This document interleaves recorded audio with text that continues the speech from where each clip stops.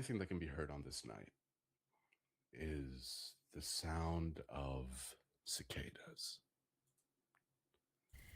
These tiny little creatures, unaware of their meaning in existence. In this world, there are those that know exactly what their purpose is. One of them is currently striding through the halls of his palace. Broad-chested, muscular, scarred from many wars. This bearded, with his hair tied back, his sleeping attire barely clinging onto his waist, steps into the doorway, looking out at the balcony. Why did you leave the bed? Leaning up against the railing of the balcony, staring up at the falling stars, at the shooting stars, is a half-elven, lithe man with long golden hair, wrapped in a purple robe.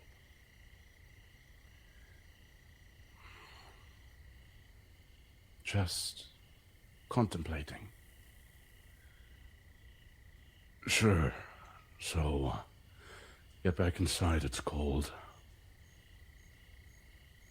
No. No? You forget I'm the king here. You don't tell me what to do, I tell you what to do. The man at the doorway takes a few steps forward, wrapping his hands around the waist of his beloved. Okay. So what will you have me do? Bring me that star. And that one. And that one. You want me to bring you the night sky? Is that all you want?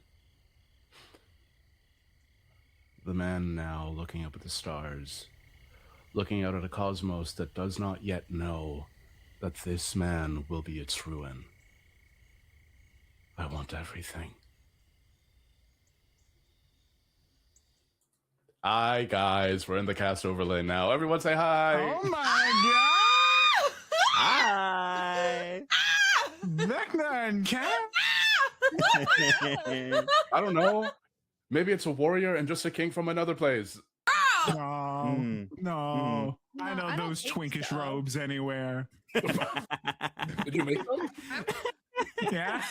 Oh my god, I lost my voice. Like, I was. Billion thread count. I did kind of see your reactions in the corner, and I was like, "This is going well." Oh my god. Rhea is losing it. This is going well. Oh my god. Oh, do that to me! Oh. Okay, anyway. Okay, hello everybody. Welcome to Mics and Mimics. My name is Apollo, and welcome to episode 1 of Vecna Ruinwave. Oh my god, I do D&D 5e campaign. Oh my god, not the ace flag. I know, right? It's kind of antithetical to... All right. Before people combust, let's tell them who they are. Abby, will you please introduce yourself? Hello, I'm Abby, also known as Abigail the Nerd, and I'll be playing Princess Aurelia today. Hello, B. Hi, everybody. I'm B, also known as B, does D&D on all the social things, and I will be playing Hestia. Doob. Hey, it's me, Doob. Today I'm going to be playing Keeper. You can find me at DoobDoob3 everywhere but Twitch, where I'm DoobDoob4. Why? Because my fuck-ass friend from high school took the name DoobDoob3, and I lost contact with them. That's fair. Rhea, I do love your laugh so much. I'm going to clip that, and I'm just going to use it for, I'm going to the intro to Feel Good Inc. Make a gif of it too. Rhea, who are you? I'm Rhea. You can find me at Relentless. Did the gayness kind of hit you square in the chest? What's up? It was my Caesar salad. It really got me in a good mood. My rib is gonna come out again. Ivory, you can find me as Relentless on pretty much everything. Except here, because someone else took Relentless, and that's that's fine, because I'm Relentless plays, but I don't play anything. Yeah. Oh, you're not Relentless 4? Oh my god, you guys, I really missed a beat with that one. Anyway, I'm I gonna be need you to know playing- that, like, 2 days ago, I got so fucking scared because I got an email being like, your Twitch account has been successfully deleted. And I said, girl, the fuck? And I realized that before, so this account used to be my own Toner Apollo account, but I changed it to Mike's and Mimics. But I had previously made a Mike's Mimics account just in case. And I Right. forgot about that because I get ahead of people stealing my name. Oh, Yeah. You know, my problem was trusting people closest to me. You should never do that. Anyway, I have a Yeah. really fun campaign plan for you guys. Abby died. Anyway, Oh, I'm great. playing Abby's back. Eleanor. I'm playing Eleanor. Before we move past that, I'm Reed, and I'm playing Eleanor. Not a paladin? No, Oh, Alright, yeah. put your hand up if you're a chronic paladin, man. It's fine. that's so mean. Damn! Abby. A little bit. Look at us Crazy. No, like I'm a that. sorcerer. I've never played. I played a paladin for a one shot. Okay. That's it. Okay, but like, guys, I'm a sorcerer main. you know what we need to do at the wrap of this, at the end of this episode? Everyone state what subclass you are, like what paladin subclass you are. Alright, anyway. Are we ready to go in? Let's do it. Yeah. Hell yeah. We're gonna start this off before we go actually into any scenes. Whoever wants to say aye. Hi. Aye. Eleanor, your Oh, head is ringing. You don't really know where you are. You think that you see a couch, a table, and maybe a sofa. There are bodies around you, but not ones that you've killed. You are not in any environment that you know of. Your ears are ringing, your head is ringing. I need you to give me a perception check. oh my god. First roll of the game. Let's roll the campaign. You got this. Oh I my believe in you. God, I've got a Taroka deck in the way. I'm so sorry. 1 second. You're gonna do great. It's a nat fucking 20. Oh, what a great way to It's a start. nat Let's 20. go. Oh my god, let's That makes up go, for the prologue. babies. Let's Oh go. my god. Let's go. What- That is great things to come. I was really I'll write scared the of Eleanor in the that one. prologue. I'll write the Yeah, Eleanor in the prologue. That was This actually is insane. I actually got I got so tilted. you did. It's great. It was really funny to watch back. If you're asking me what prologue, go to YouTube. Go to Mike's Remix on YouTube, and there's On a there. prologue of these guys meeting like a decade before the campaign. Eleanor, you get 3 questions. Ooh, that's so interesting. Okay. Number 1 question. How many bodies are here? In this, what looks like Wizard Sanctum, but not a library of a Wizard Sanctum, almost like this looks like the receiving room in a wizard's tower where they would place guests that they don't want touching their expensive books. Right now, you see 3 other people around you. You see one that shines like gold. You see one that is almost covered, that looks like is almost consumed by a gown entirely. And you look at another, you can't see like their full body, but you can see like very like soaked and wet pant legs, and you're like, oh, that's kind of weird. With a broken lute beside them. Okay. That's question 1. What's question 2? Question 2. Are they all conscious or unconscious? Not yet. You woke up first. I woke up first. Interesting. And you feel that the pain that knocked you out, or the whatever had the power to knock you out, isn't more powerful than the absolute splitting beginning of a migraine that you have behind your eye. She is girl. I'm sorry, my curtain is being unruly. I think is there some third question. Is there Yes. somewhere I can hide out of view before they wake up? As you begin to go hide out of view, you see that there is, speaking of curtains, there's like a massive curtain that is currently closed, but you can tell that there's like a big, massive circular window that you've landed right in front of. You could get there, and the curtain seems opaque enough that it would block out your body. There's not like a big shadow. You don't think you would cast a shadow if you got behind that curtain. Okay. Then yeah, she's gonna try and immediately dip behind that 'cause she wants to have the upper hand on whatever is happening. Yeah.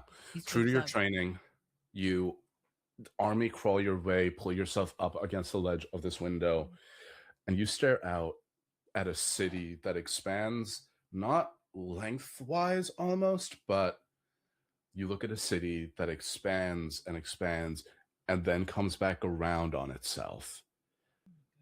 You are not anywhere that you have ever been. You don't know the place for this yet, but welcome to Sigil. 24 hours before. Yeah, what do you mean, nuh-uh? Oh, damn. I don't know. There's distinction. Fuck you mean, nuh-uh? I don't. Eleanor. I've been asking about Eleanor a lot. Can you please describe Eleanor as she is walking through the streets of Waterdeep? Eleanor is a average height human woman with long blonde hair tied in a very neat ponytail. There's no like sort of like messy bumps about it. It's pulled back as much as it is. She has a bunch of bangs with one side cut longer than the other, and you can see a very small amount of loose waves to it. She dons most full black and silver in all of her attire,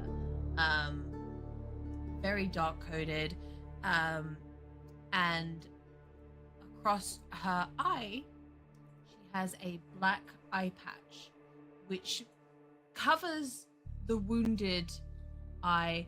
It does not cover the jagged scars crossing over her features and across a faded white tattoo in the middle of her forehead. She has strong features. Any softness that was once there has been carved out of her. And even in the way that she steps, there is determination and there is a sense of direction with every step. Nothing about her movements are aimless anymore. Oh yeah. As you are walking through the city, put your mic closer to you, first of all. Secondly, as Oh, you are sorry. You're all good. As you're walking through the city, we're gonna retroactively, a nat 20 is a nat 20. I don't care that this is happening like almost a day before the events of your waking up in a weird city. You're being followed. There's about 12, maybe, that are trying to stick to the shadows, but they're not doing a very good job. Okay. I have passive perception of 18, but can I make an active perception check? I want to try and see if there is a path that I can take through any crowds that could either slow them slightly or force them to take more direct routes to pursue me. Absolutely. Give me that perception check. That's gonna be a dirty 20. On a dirty 20, you know that, you were making your rounds around this sort of area of Waterdeep anyway, but if you get closer to Blackstaff, it's about that time in the academic year where there's a lot of buzz around that area. So if you just kind of wanted to hide in the crowd of wizards being nerds in the middle of the street, you could absolutely do that. Yeah, cool. I think she's gonna instantly stop moving through the crowds and then easing her way into that space. And as she does, she's going to start to soften her gait slightly to try and match the people around her, and somewhat try to find someone taller than her to almost cover her in that sense. Yeah. Yeah, it's no problem. You find this one you see this one dragonborn student. Was very thick accented, and he's locked in a philosophical conversation with this halfling professor about the various classifications of magic, and just sort of like matching this guy's shadow is not difficult for you whatsoever. Yeah, she's gonna sit in that shadow, and then she is going to actively watch her pursuers. And honestly, I want her to try and make note of any facial traits, any specific identifications that I might be able to find about them. Yeah. With that passive and with that active perception, they're lower rank than you. They're the lowest rank. This is the equivalent of a messenger, but in the type of message that they know that this isn't a hit. They're trying to send you a message. You probably have a meeting. Oh. I think realizing that she's then gonna step out of the throng of people and start walking like in step alongside one of them. And then she's she's just going to say, do you have a message? Not here. And you see they just turns and heads down an alley. Mm-hmm. She'll follow. A trope that I like is in anime where they just kind of give somebody, I'm going to give each of you a free nat 20. So, as you enter the alley, you see that this spy, this assassin, looks at you, takes out a dagger, and very quickly 11 others appear out of the shadows and surround you. Mm-hmm. The general wants to see you, and goes in for the attack. Eleanor's level 11. How does she absolutely dispatch of all of these guys? I think it's very much a case of she's using a lot of their strength against them. She's not going to be on the offense. She's going to be on the defense, but in a way of directing a lot of their movements against each other. That first attack against her, she's just grabbing his like wrist as he's gone to dagger, and she's just going to basically throw his strength back at him, so he basically punches himself with the hilt of the dagger in his own eye, sort of thing. Like she's using that momentum as he's doing it, and quick sharp movements to just deter them. As they're gunning for them, she's moving them out the way so they're running for each other, clashing into each other. She's using the walls as a way to basically use them also as bludgeoning force, as she's basically sidestepping, tripping them, so they're hitting the wall and using that as its own weapon against them. Hell yes. As you, first guy punches himself in the face, essentially, back on the ground, winded. You see all the others start to try to dive on you. You are dodging and weaving and redirecting. Your movements are so precise then that for anybody to suggest that you would move in any other way would be sacrilegious almost. And in no time at all, you are standing atop a pile of 12 assassins, all with the same pin of a downward flying dragon. And you know that you have a meeting. In no time at all, you are able to make it to your headquarters. And the doors are opened to your general's private office quarters. You see this massive black and gold banner with a downward flying dragon, and you see your general standing at his desk, big mask still covering his face. It took you longer than expected, child. Just having fun. Just a little bit. Yes. Well, before you deliver your progress reports on your quarries, Eleanor, I need to know that you're ready. I'm ready. Everything we've been working towards is about to happen. Yes. I'll do anything for this family. You know it. Are you ready to go hunt? That I'm always ready for. Good. He snaps his fingers and he snaps his fingers, flicks his wrist, and a minor illusion projection of a war map spreads out across the table in front of you, as you see the entire Sword Coast. He, with a finger, just kind of creates a little dart of light. When it happens, Silvery Moon will be surrounded. The cult of the elemental forces and some desperate leftover illithids will be taking the city by siege. I want you to go join them. Okay. Your brother will be... We have reason to assume that the Chosen will not be affected. I see. So we need to hunt them directly. Lyra Silverhand will be in Silvery Moon. It will be your job to kill her. Done. After that, you are to return to the city. By then, we should have already tracked down and secured Elminster and the Professor. Of course. We will... The Silvery Hand. She's Saloon's. Yes, but also... Mistress Chosen are a pain to deal with. Oh, I suppose they would be, wouldn't they, with their connection to the weave? Yes, but they drop like flies once a couple knives get in their rib cages. All right. Okay. So We I might take down have- Silverhand first.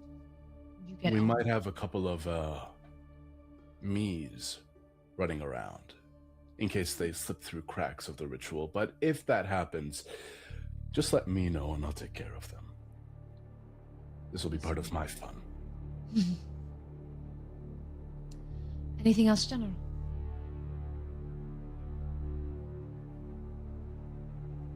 When it happens,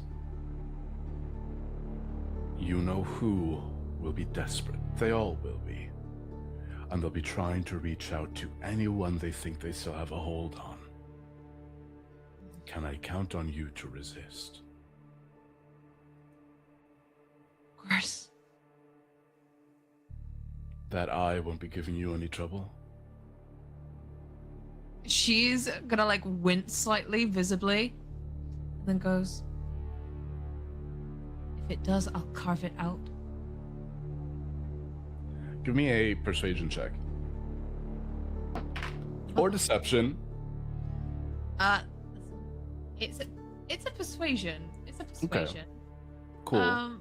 She might be trying to persuade herself as well. That's Incredible. a 19. On a 19, you see his shoulders relax. Good. The alternative would be I'd have to kill you myself, and I really don't want to do that. I've invested a lot of time in you. Oh, you care for me? Yeah, you think I'm fun? Not at all. I think you're useful. At least I'm Aw. transparent about that. That's true enough. Exactly. I'll find out deep down you're a big softie. Eventually. I'll work my way down there. If you do find that out, kill me. I shouldn't Alright. deserve to live if I become a big softie. You have my word. Good. Now, take some rest, take some time. I'm gonna need those progress reports on the Tin Man. I don't even remember. Look, I have so many things. Just you tell me. I'll get the progress reports. Do you want them now or later? I would love them now. Alright. I'll get them up. Good. Okay. Your brother is currently not in the city. He's been sent on his own assignments. He has to deal with... He's on his way to where the Flying Citadel should be so that he can deal with the envoys of the Dragon Queen himself. Hmm. So, I guess if that goes badly, you get a promotion. Now that's fun. Okay. Well, the Tin Man is still a wonder in itself. Somewhat locked in on specific research. I'm currently trying to decipher what he's looking into, but they made much progress on it, I'm afraid. Perpetual academics, they never do. That was a self-dig, Jesus Christ. Very soft. Trying to find the notes that we made on these. Where did we put them? I have a vague memory of them being in your DM that I immediately throw to you because I didn't Want remember. me to tell Yes. you? No, it's Yeah. fine. Alright. I was like, yeah. No. Me like, where did I write these? I think I wrote them somewhere. Oh well. They're somewhere. In any case. Okay, wait, okay. Hawk, Tin Hawk, Man, Tin Man. and... Don't fucking remember what the other one is. Was it? We're so professional. We're so Hawk- professional. Wasn't it Hawk, Tim, and Loot? Yeah, Hawk, Tin Man, Loot, sure. Yeah. And B just Tin Man- figured out what we're talking about. No, I knew. I knew. That just confirmed You it knew? for sure. Oh. Hawk is still a case of political unrest. There's some things that we can twist in that sense. I did send some smaller fry in to distract. Oh, initiative, I like it. And Loot, well. Honestly, there's not much to say on Loot. Still doing its thing, going from place to place. Nothing much has changed. It's been ongoing for a while. Well, the four of you are of interest. So, even if nothing is changing, we can assume that no updates is good news. Keep up the good work. Thank you, General. You see, he pulls out a pocket watch. Says, right on time. It should happen right about... Give me a wisdom saving throw. Oh my god. That's gonna be 7 plus 4, so 11. On an 11. On an 11, you feel a pain as if your entire body had been dipped in the sun. You feel your entire body start shaking and convulsing as the world around you begins to vibrate and you feel colors flashing all around you. You end up just holding onto your temples as you feel it, and you feel a voice in the back of your mind. No, no, no, not like this, not like this. And then you feel a hand on your shoulder. Steady now, stand up. Stands up immediately. Did he try to do something? I don't know.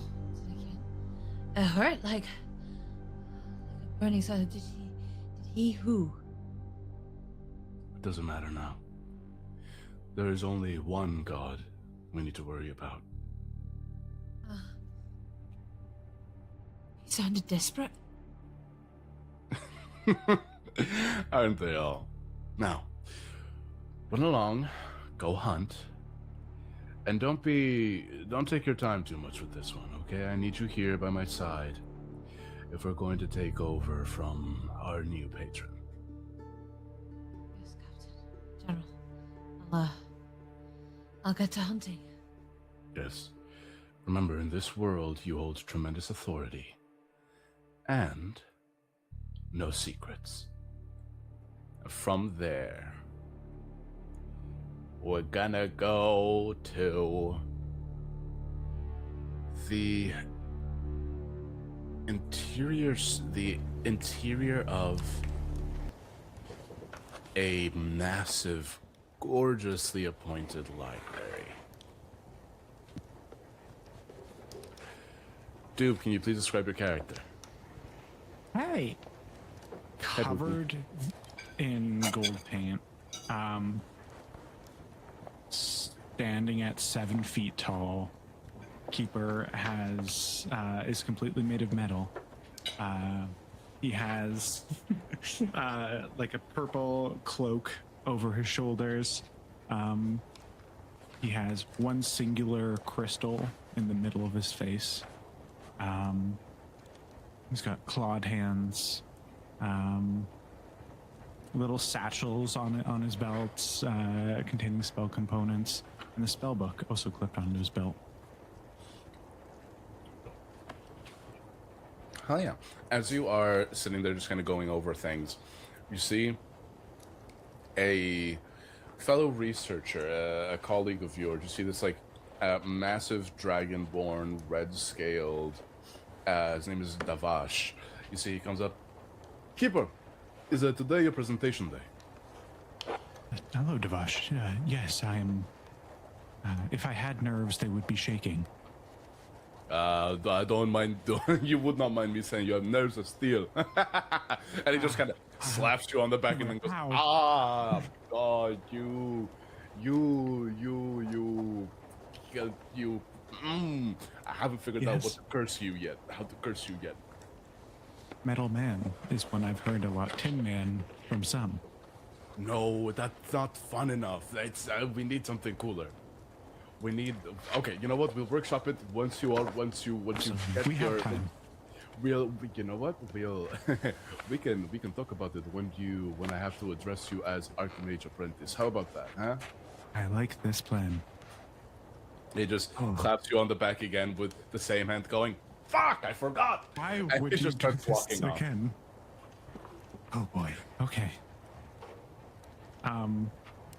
Crawling from like underneath his cloak is a little badger. Oh, And okay. he hangs over Keeper's head like a little hat, and he goes, "Hi, buddy," and just starts Badger. petting him. Can your familiar talk? No. Badger noise.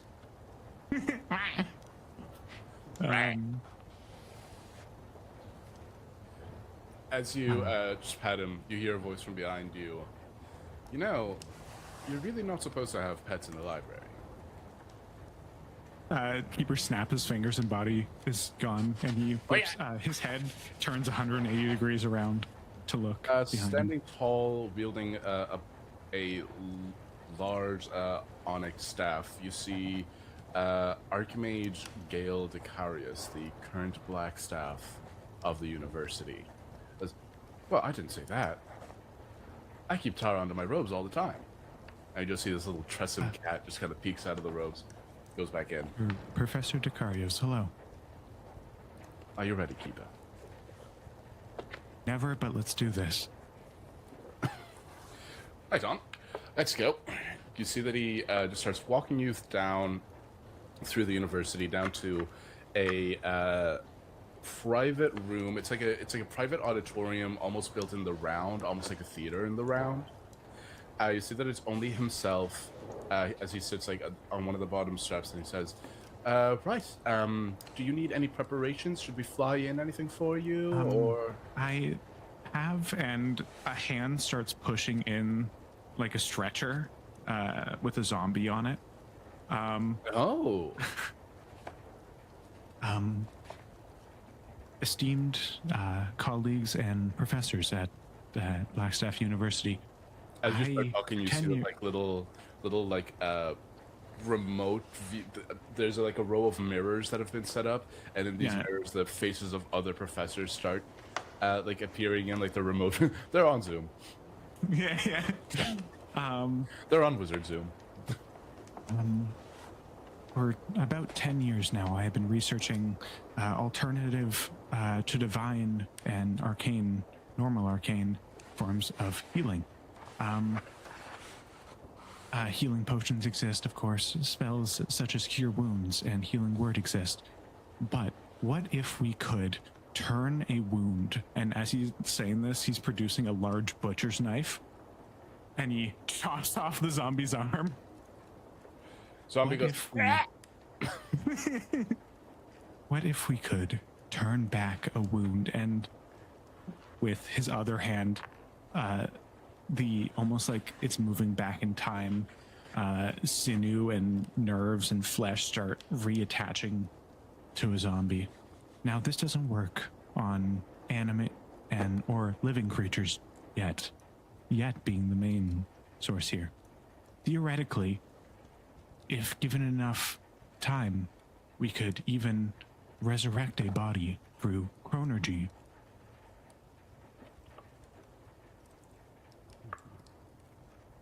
Even a body long dead. Usually spells such as True Resurrection or even Resurrection would be necessary. But given enough time, and he's putting a lot of emphasis on the word time, we could even possibly return a being such as this from unlife to life.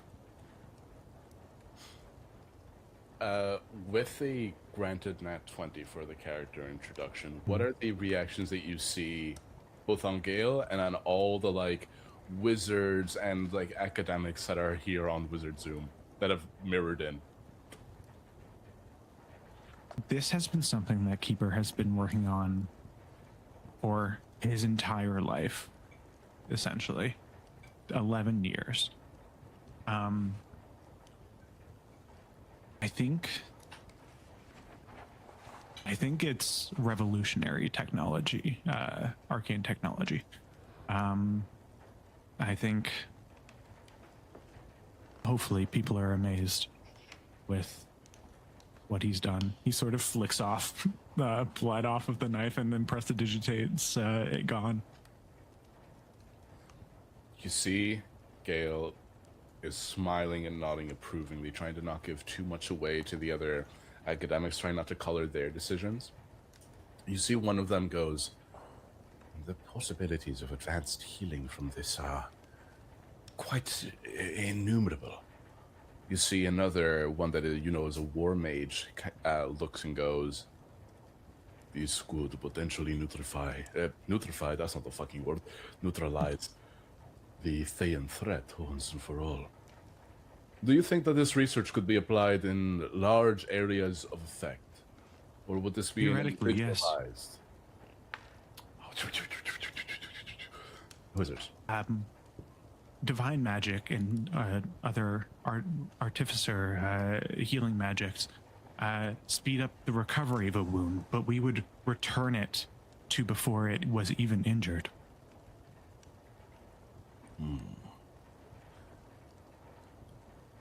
You see all the mirrors, all the people in the mirrors turn to look at Gale. They say, and this general looking one, this war mage looking one says, "Blackstaff, we rule in favor of this research. But the final say, as always, lies with you." Gale stands up. "Oh, I'm just here as a formality. Keeper, Yes. welcome to the Archmage track." Oh. Thank you. The hand starts kind of like clapping on its own. Yeah. Stop that. Stop that. Don't like that. Nope. Arcanic, that is okay. And it goes down. Thank you. All the mirrors go dark and just kind of go back into just being static mirrors. You see the professor walks up to you. "Now, why were you worried? That was incredible. This was remarkable." 11 years. 11 years very well spent. He kind of pulls Gale off to the side. Alternatively, memories can also be saved through chronomancy, or chronergy. And he points to Arkanek. That was a friend I made in the place I was built. Obviously, the rest of him is gone, but... And Arkanek kind of walks, like, creating two arms with yeah. Says, okay. Whose memories are you trying to save? No one in particulars. I have stored a number of beings' memories in my processing center, and he takes out like a stone with the symbol of a dragon carved into it. Through certain summoning magics, I can invoke their memory. That is quite remarkable. But hopefully, eventually, I'll be able to invoke it without a spell and just give them it back. And the timer on Arkanek fades out. It is very noble, Keeper. You are a most thoughtful mage. But I do have to ask, what of your own memories? You've spent the last 11 years almost barely leaving this place. I leave more than you, and I'm me.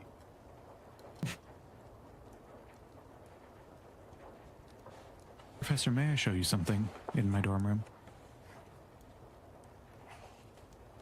Sure. I don't think that I don't think that even crosses his mind, but he takes Gale back to his dorm room and pulls off like a curtain, and there's an entire like corkboard with like it says T.O. Torel W.S. Wild Space and then a couple of like other question marks A.B. Abyss. Professor. 10 years ago I learned something. Oh. 10 years ago I learned something, and I believe we are dealing. There was a statue of an eye holding, of a hand holding an eye, and there's a vast library with many different maps. This is what I have been doing for 10 years. Wait. How does your research into the healing applications of It doesn't. Chronergy? It doesn't? This has been an obsession. Quite unhealthy one, but... I can see. Keeper doesn't show exhaustion. He just kind of starts to... There would be heavy bags. EB, I don't know what means, but I'm assuming AV could mean Avernus, the first layer of hell. I've been through there. Don't go there. It's bad for your skin. Oh. When the only reason I got away with it was because I was in a pod the whole time. But I also don't recommend being in a pod. Pod? Yeah. Am I allowed to ask you to elaborate? It's in the history books. You can go read about it. It was, we talk. We stay in touch sometimes. Look, if you're going to Avernus, I can probably put you in contact with a couple of people down there. But like that, apart from that... Down there? Fascinating. Why are you... This is all extraplanar. What pushed you to... What is that? I believe a god once spoke to me 10 years ago in the same place where I got these maps, these acronyms or shortened versions. From a god spoke to me, and he was like, "Oh, vessel of most perfect design," and I need to know more, Professor Dekarios. Give me persuasion, and this is like the sort of mad, crazy wizard shit that he'd respect. Yeah. I was like, disadvantage because you're crazy, because you sound a little bit off. No, this is exactly his vibe.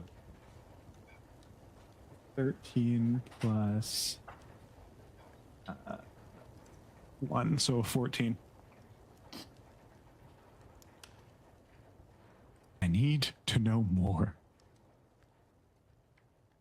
That is the curse of all wizards, Keeper. Understood.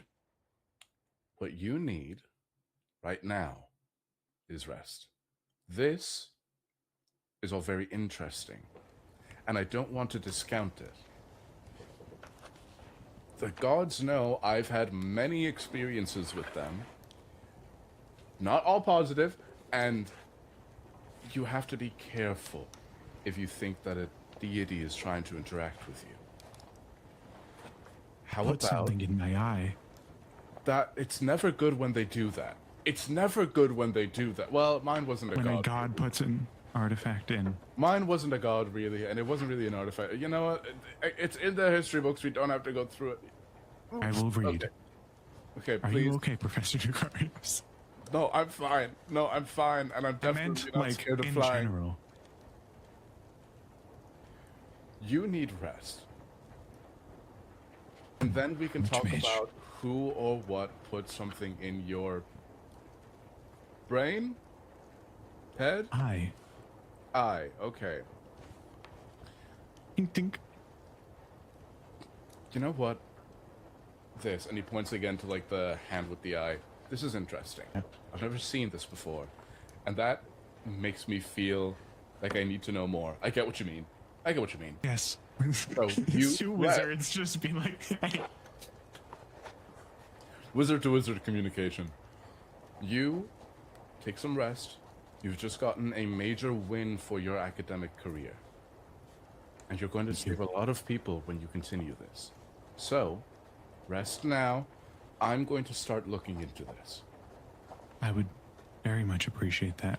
And body now in fly form starts crawling out of the shadows. You have to stop doing that. Staff out. I keep almost fireballing your familiar. You have to stop doing that. I don't choose it. I choose when he goes away. That's concern. You know what? For now. And he just starts walking out of your dorm room. Keeper like Wisdom folds saving up throw. like Baymax. Oh, okay. 19 plus 7, 26. I really like Jay casually folds saying up like wisdom. Baymax in front of Abby. You can't do that. That's messed up. You fold it up. Feel like there's been like a. You fold up, and you don't really sleep. You so much as just kind of like go into like power saver Sentry mode. rest, yeah. Yeah. As you're about to, you're slipping into that meditative state. You feel like almost like an earthquake, and then it stops. But it felt weirdly magical, and you have a pain in your eye gem, in the gem, which is weird because there's no pain receptors there. So it's wild that you're feeling pain there. Right.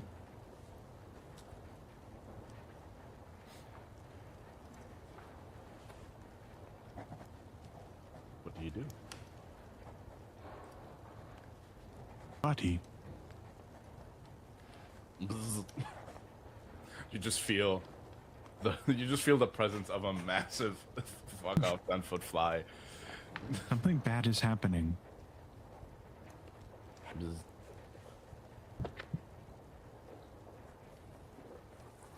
Are you out of your power saver mode, or are you still in it? I think his head is just poking out of like a rectangle. Cool. You're no longer in your room. Oh.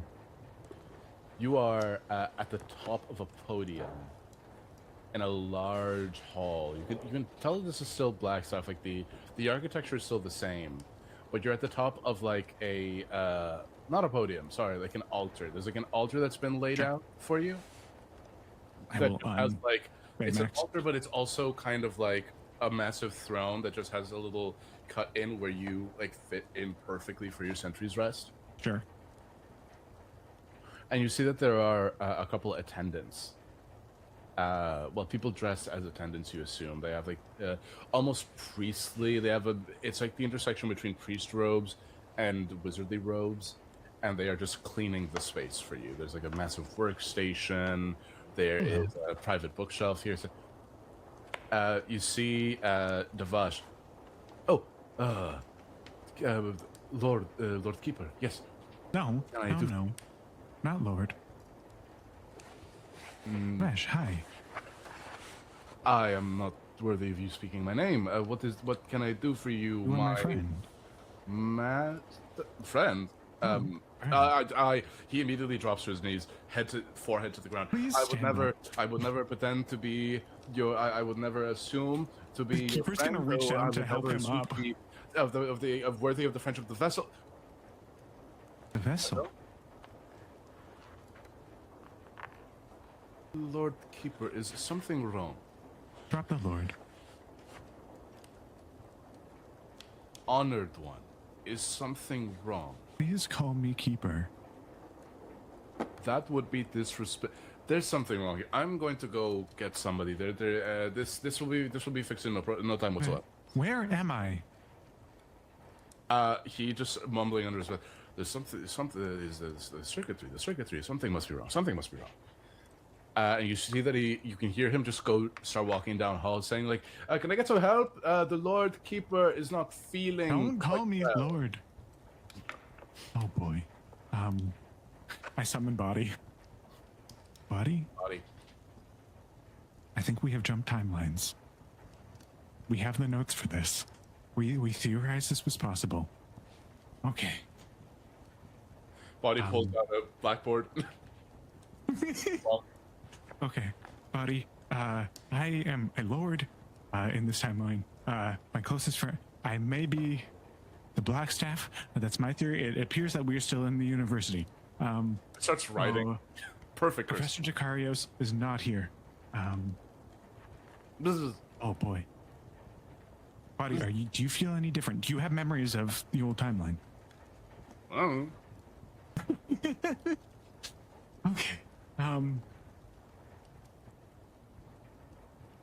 Keeper's gonna check all of his stuff is there.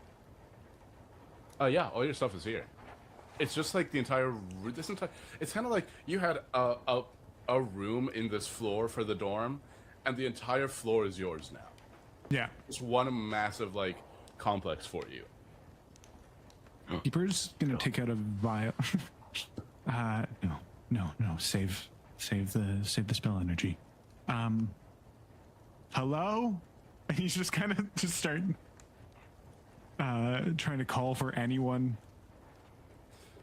Give me a perception check. It's gonna be really dumb if you don't get it. It's not the best. Actually, it is. 13.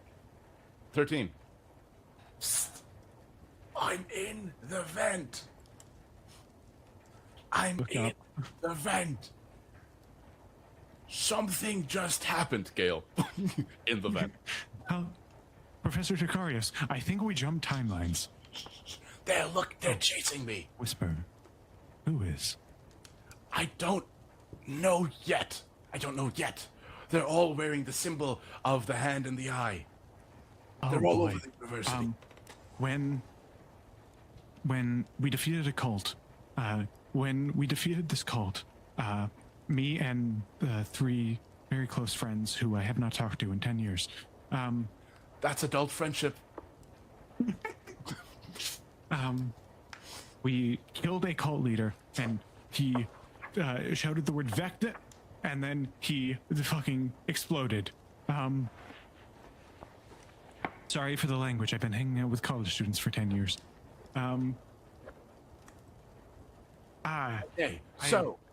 Okay, so let's put our heads together. Okay, so so you think that whatever that was about has taken over the university immediately? Yes. Why I now? believe. How immediately?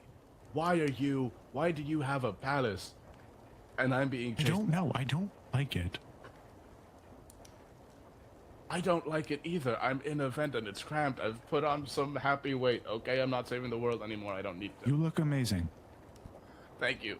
I'm fragile and I'm in a vent and I don't like it. Do you think that a pod could save us? I don't want to go in a pod again.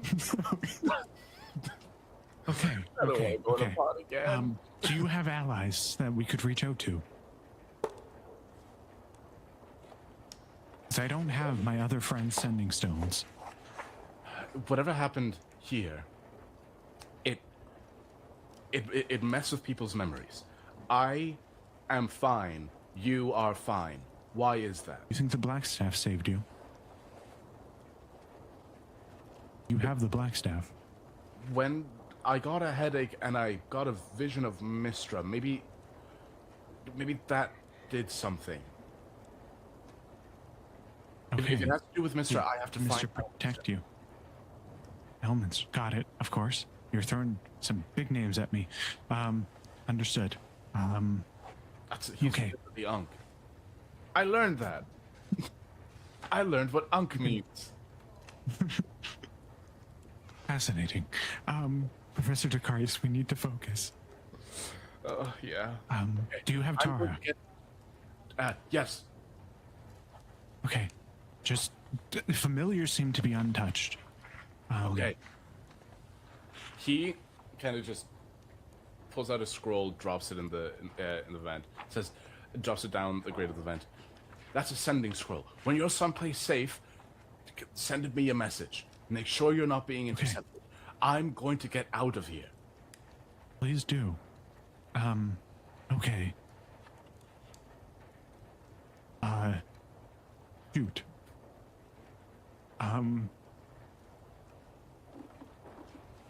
Keeper's gonna run after where he saw Devesh running to. Cool. As you start running, you hear, "Oh, I'm in a fucking... oh, wait, I have magic. Duh. And he just teleports on. Yeah. Devesh. Yeah. You run, you find Devesh. You see that Devesh has reached this group of other attendants, they look like. I'm going to keep calling them attendants because that's what they look like. You see that one of them has like a big sort of just symbol of that hand and eye. Just a big necklace of it, just dangling across his chest. This drow individual. They looks at you. Lord Keeper, are you all... Don't call me Lord. Who are you? I think you clearly are not all right. Do you possess something like a memory core? Is there something there? We need to make sure that you are in... What is your name? Thos. You know me. I've been your attendant since your creation. And then you hear... Keeper reaches and then you hear into his bag. As, no. Bring him to me. Can you please describe Jason? Oh, yeah. Human man, like 5'11", blonde hair,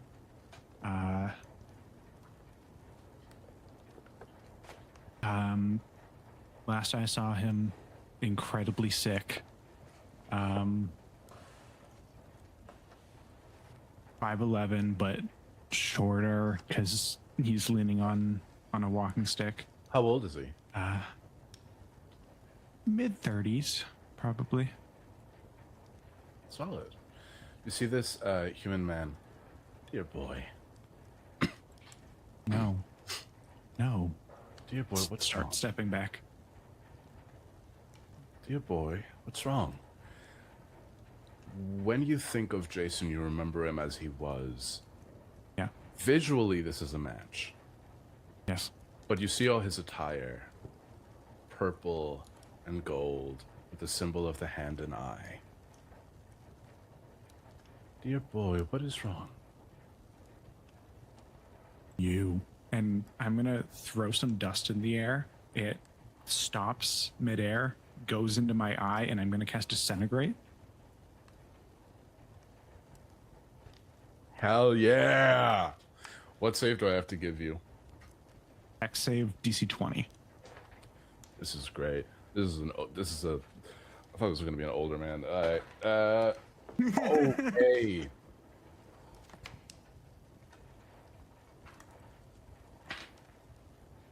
All right. I rolled a 17 on the dice. Okay.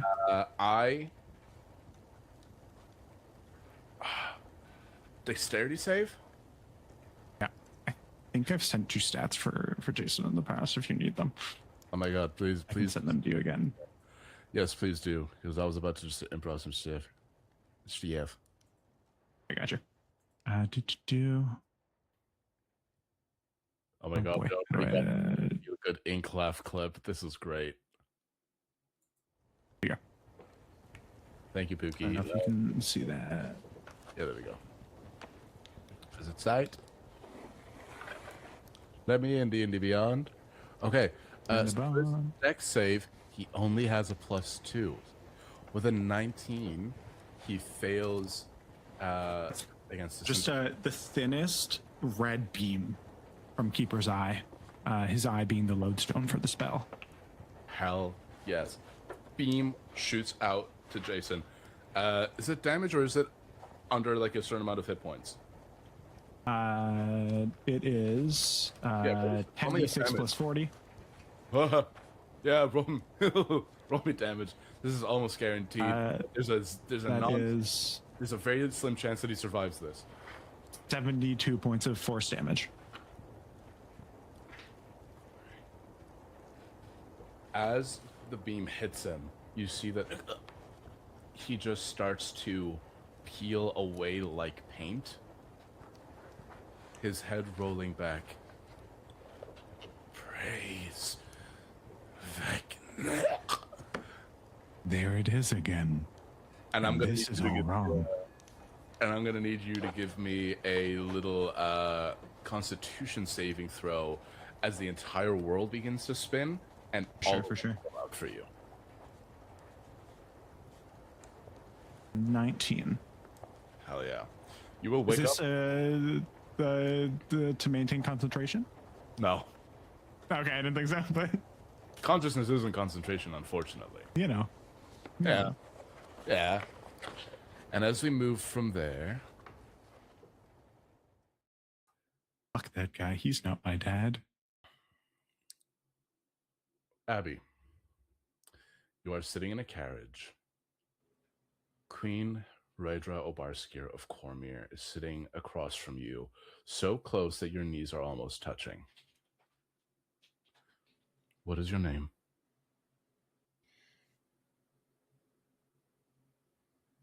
Come on, do it right this time. Don't let me catch you. Princess Aurelia Obersker of the Kingdom of Cormyr, daughter of Rhaedra Obersker.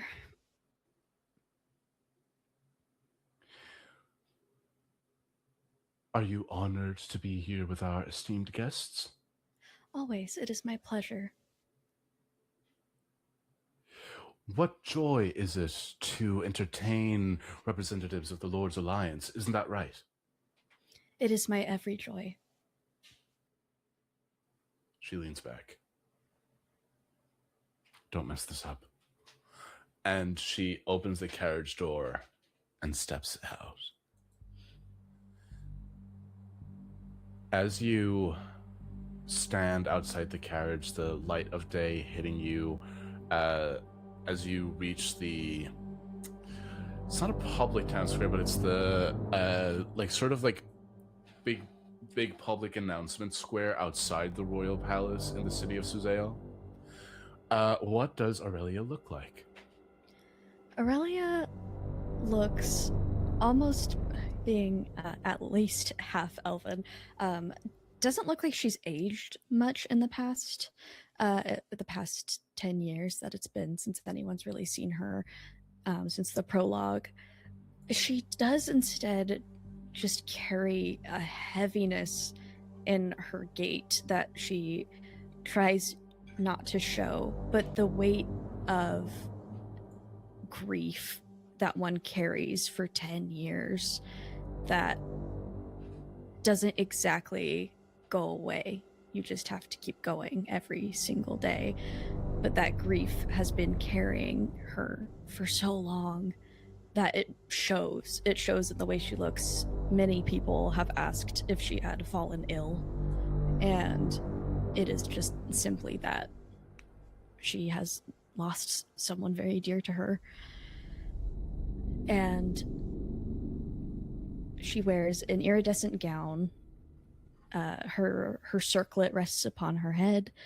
Her hair is much longer than it was in the prologue, far past her waist, and she straightens her shoulders and walks very practiced. Her rapier is at her side still, still in excellent condition. The past 10 years has not seemed to be needing much use still, as she walks. Yeah. As you walk, you see that one of the lords in attendance, not from the Lord's Alliance, but just one of the lords of Cormier,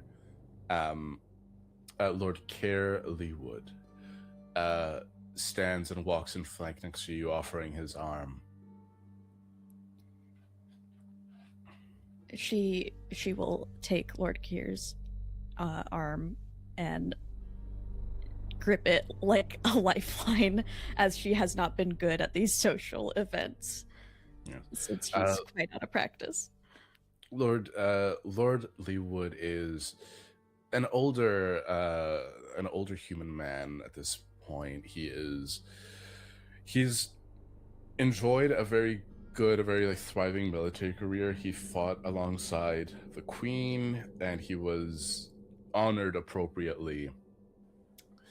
Lord Commander of the Queen's Guard. He stands here walking the Crown Princess. How was the carriage ride? Tense. Well, once the Lord's Alliance is gone, it should be fine. Yes. She's just stressed, you know? I know.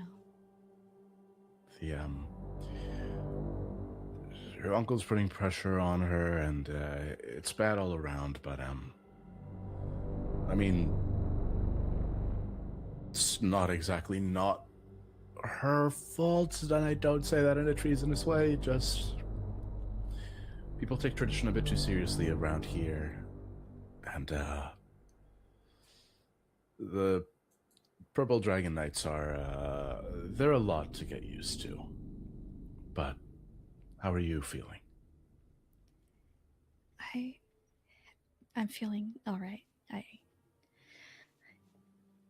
I will be all right. Give me persuasion or deception. I'm not good at either of these. Oh, yeah, it's the same. 8 plus 7, so 15. Oh, wait, I'm proficient in them, so 17. 17. He gives you a smile. Squeezes your hand. Got this, kid. Give him hell. As you stand a few paces behind the Queen, as she addresses the crowd, you can hear her doing her speech, but are you really listening? Yes. I do not want to disappoint her. Standing a little bit too straight, almost trying to compensate for anybody who even could imagine that you were slouching during this presentation. You hear the Queen address this large crowd that is gathered. This is to be a public celebration, a reaffirming of the allyship between the Kingdom of Cormier and the emissaries of all the cities from the Lord's Alliance. You see emissaries from Waterdeep, from Baldur's Gate, Neverwinter, all these illustrious lords and ladies that have come to the table, and you are hanging on the Queen's every word. I would like you to give me a perception check with disadvantage because you're paying such close attention. Oh my gosh. Okay. Well, good thing I have expertise in this and reliable talent. 21. 21. How do you neutralize the assassins that are aiming crossbows at the Queen before they even realize that they've been spotted?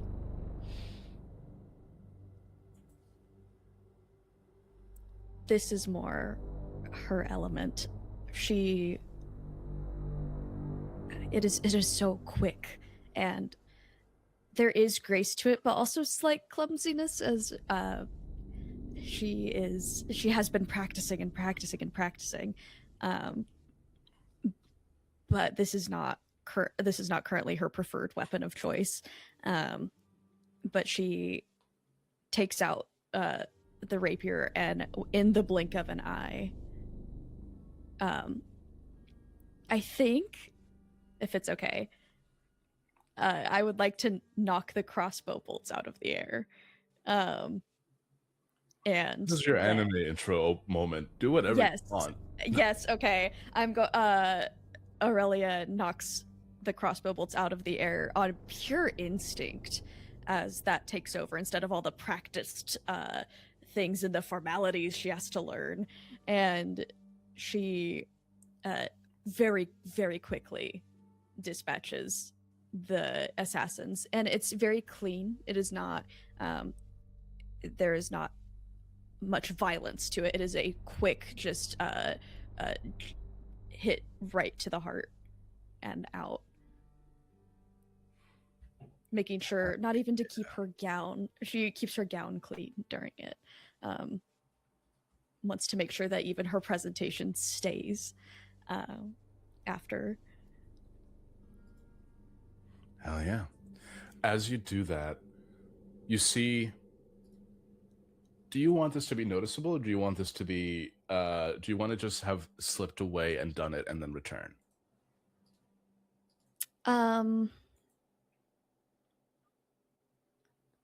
I would not want it to be noticeable if possible, because we don't want them thinking that we are weakened or threatened in any way. The Fire Knives, an assassin's guild that has been trying to kill the queen for the last year or two, maybe, ever since she made the alliance with the Amethyst Dragons, is quickly dispatched so elegantly that nobody in this crowd will ever know that they were here. You bring them around the back, where you know that a couple purple dragon knights will mount the bodies onto their amethyst dragons and bring them to the war wizards, where the slightest amount of necromancy will be used to figure out where these assassins came from. As you return, as you start walking back to the courtyard, give me a wisdom save. Oh, bad. Oh, terrible. Absolutely terrible. That's a 5. The world starts to spin. You grab your temples. Somewhere in a cavern, there's a woman crying, calling out for you, and you don't know where she is. And you step back into the courtyard. The decorations for the Lord's Alliance cities are all gone. Instead, you see banners to... how good at religion are you? Oh, man. I'm smart, so that makes it a +4, but... I think give me I'm a not religion proficient. check. Okay. Okay. That's another 2. My dice hate me. I've rolled so many 2s and have been letting I love reliable talent carry me. So that's a 6. On a 6, you walk back into the courtyard and you're so locked into just returning to the queen that you don't see the banners that have switched from the banners of the Lord's Alliance to the banners of the 5 heads of the chromatic dragons. As you see that at the dinner table, you're kind of distracted because instead of multiple representatives, there's instead one massive black dragonborn. No, sorry, no. There is no. It can't be him. He's in a different place. You see that there's this massive white dragonborn. But I didn't do anything yet. There's this massive oh, I'm gonna be a DM and I'm not gonna put my PC from another campaign in this campaign. That's half the fun. I That's half appreciate the it. fun. I appreciate My it. guy I'm went to proud of hell, so when you guys go to hell, catch these hands. Anyway, love Slay. you guys. You see this massive white dragonborn with war armor is sitting at the table, and he just slams the table and says, "Now, Queen, remember who put that crown upon your head. You will acquiesce, or this kingdom will be burned to the ground."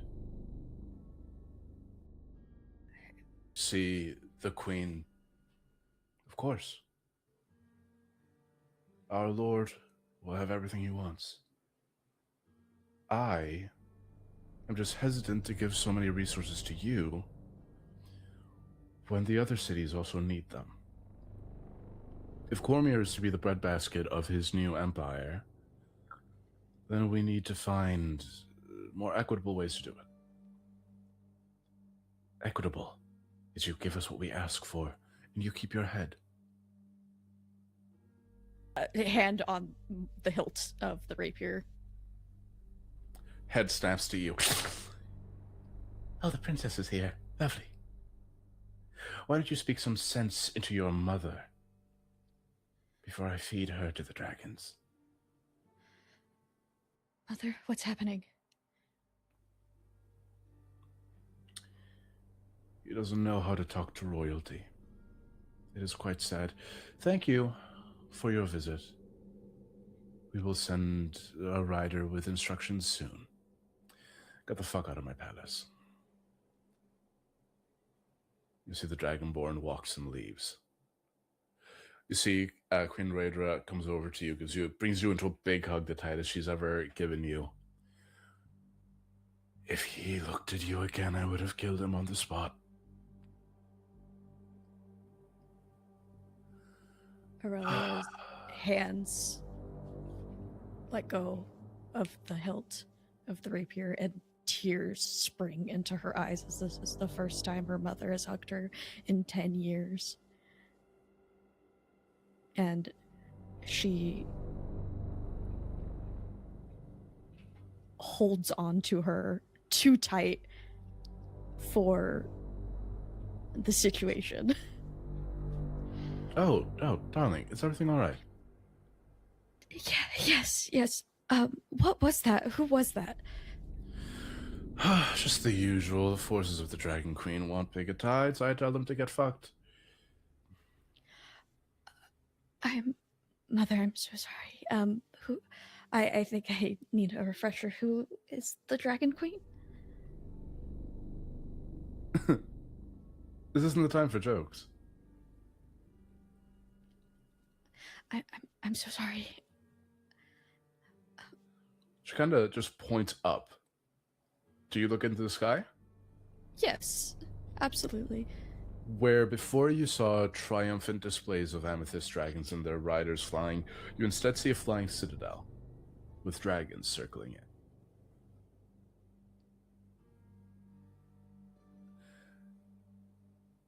Effie, I know that you've been having these episodes where you just zone out a little bit. You didn't forget about the flying citadel, right? Oh, I'm so sorry. I must be ill. I do not remember. Yeah. Well, very good performance here anyway. Those rebellion idiots are trying to get everybody killed in this city. You're doing very well. I need you to I'm gonna need you to go to Waterdeep. I believe that there's some ritual or some preparations that need to be made. They're getting very pushy with their demands, and I need you to represent us accurately. Can you do that? Yes, absolutely. A ritual. What are? I don't know. She just gives you a kiss on the forehead. You make me proud every day. Don't let them bully you and push you around. They're mostly wizards. You can kick them and they die. And she walks into the palace, standing, flanking one of the doors of which is, you see, Lord Leywood. Again. Thank goodness. She walks over to Lord Leywood. Thank goodness. What is happening? Your Highness? Yes. What is... Please be honest.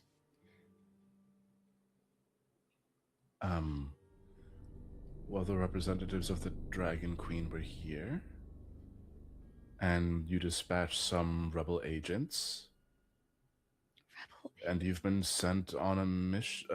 Your Highness, Is there something I can get you? Is everything all right, Your Highness? Please stop. I can't.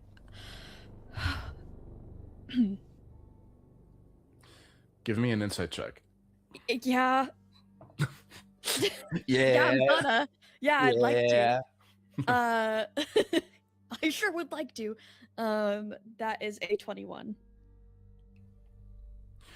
You know, this insight check is kind of fun for me, because sometimes in storytelling, the result was going to be the same either way, but what I get to do with a really good result, which is what you got, and a really bad result, which is what you could have gotten, is I can just tell you different pieces of information that still lead to the same conclusion. On a failure, on a nat 1, I would have told you that I just would have told you that he doesn't recognize you. That this man has no memories of you beyond being a servant to the royal family. On a high roll that you've given me, I will tell you not only that, you can tell something took those memories.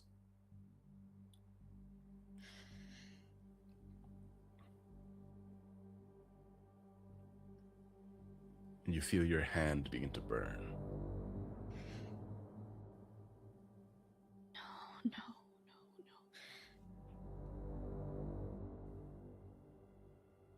Lord Leywood, what happened? Let's get you inside, princess. And as he goes to put a hand on your shoulder to move you, the entire courtyard begins to spin and everything goes dark. Speaking of rebel agents, hey Pookie, have you had fun just kind of sitting and watching, and you thought that I wouldn't get to you? No, don't worry. I knew it was coming. I knew it was coming. Oh boy.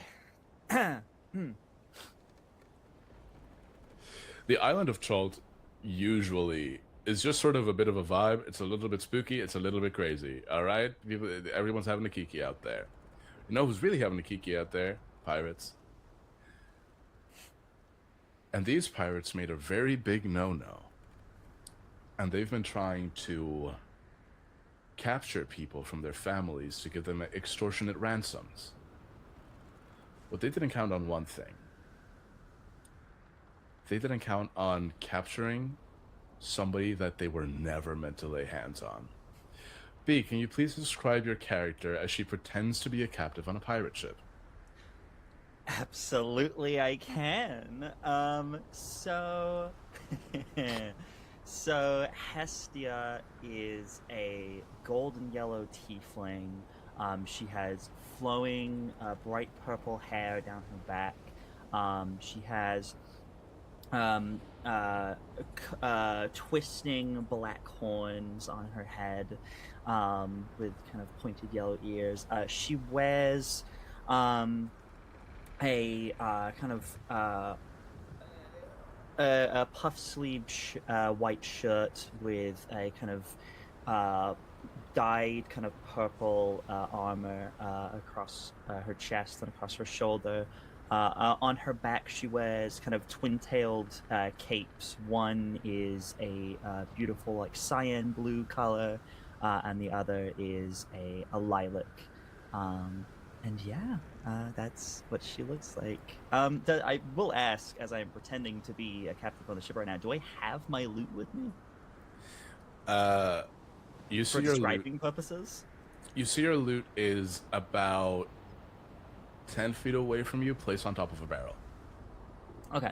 Yeah. There's this very gorgeous loot. It's made of this beautiful carved wood with kind of engravings in it, and then it's around the kind of outside has this kind of brassy gold kind of inlaid patterns of beautiful musical notes mixed with runes, and then the strings almost look like just pure gold as they run up. It is a beautiful loot. Yeah, and that's what you see. Hell yeah. And what you see is a bunch of pirate. I got the hiccups. I'm sorry. Oh no. I'm gonna die. So my first action, I cast Hiccup on the DM. No! Counterspell. Counterspell your counterspell. Can't save. No, we know con is my dumb stat. Oh. Okay. Do you need a minute, Pookie? Around you see about 10 pirates that are just sort of moving around this deck, trying to arrange it. You are with about 6 other commoners. Mm-hmm. What are you doing? Okay, so clarification thing here. Are we like in like a brig? Are we out on the deck? What's the setup here? You're out on the deck. They've so like this is a ship that has 3 masts. Mm-hmm. They've just tied a number of people to each of the masts. Oh, okay. Cool. Yeah, I think definitely kind of taking in this scene. So how many people are on the same mast with me right now? There are 4 others. 4 others. Yeah. Okay. This is a beefy mast. Great. But cool. at the downside of tying so many people to the mast is that your bindings are made for commoners, they're not made for you. I think kind of in this moment, I think I'll turn to the kind of person on my left, and I'll kind of just be like, "Are you all right?" This is a middle-aged halfling woman. My family, they're waiting for me. We don't have the money that they're asking for. What are they going to do? What are they going to do with that? Don't worry. It's going to be all right. We're going to get out of this. Trust me. Something inside of your... Something in your eyes, sincerity in your voice. She just nods.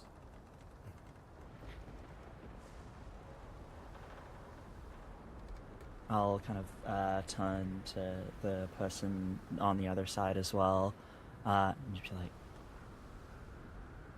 when you see the signal, make a run for it, okay? What's the signal gonna be?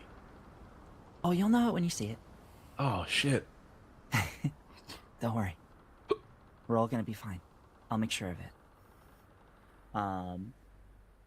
I am just kind of, in the middle of the ship as everyone's kind of just doing, just kind of going about. She is going to break out and she's going to start singing a sea shanty as loud as she can. Hell yeah. As you start singing, automatic nat 20, what happens to all the pirates? Well, this is more for kind of getting attention at this point. Like, she's drawing attention to herself. Oh, okay. In that case, her. you do just kind of... Yeah, I was gonna say, do I get a couple of them like thinking like, oh wait, that's not one of us, wait, and they just like join in? Oh, for sure. It's People that absolutely are, like- one of those ones where there's It's a choruses thing that of these where, people like, would know. the people that are 100%. There's a thing where, like, the people that are closer look at you and go, huh? People that are further away that don't see it's you start singing, and then the people that are close, it's like you get them from the back in, and then everybody is just singing while they're just doing their thing. Yeah. Do I see the captain anywhere? At the singing, you just hear, "Are you singing without me?"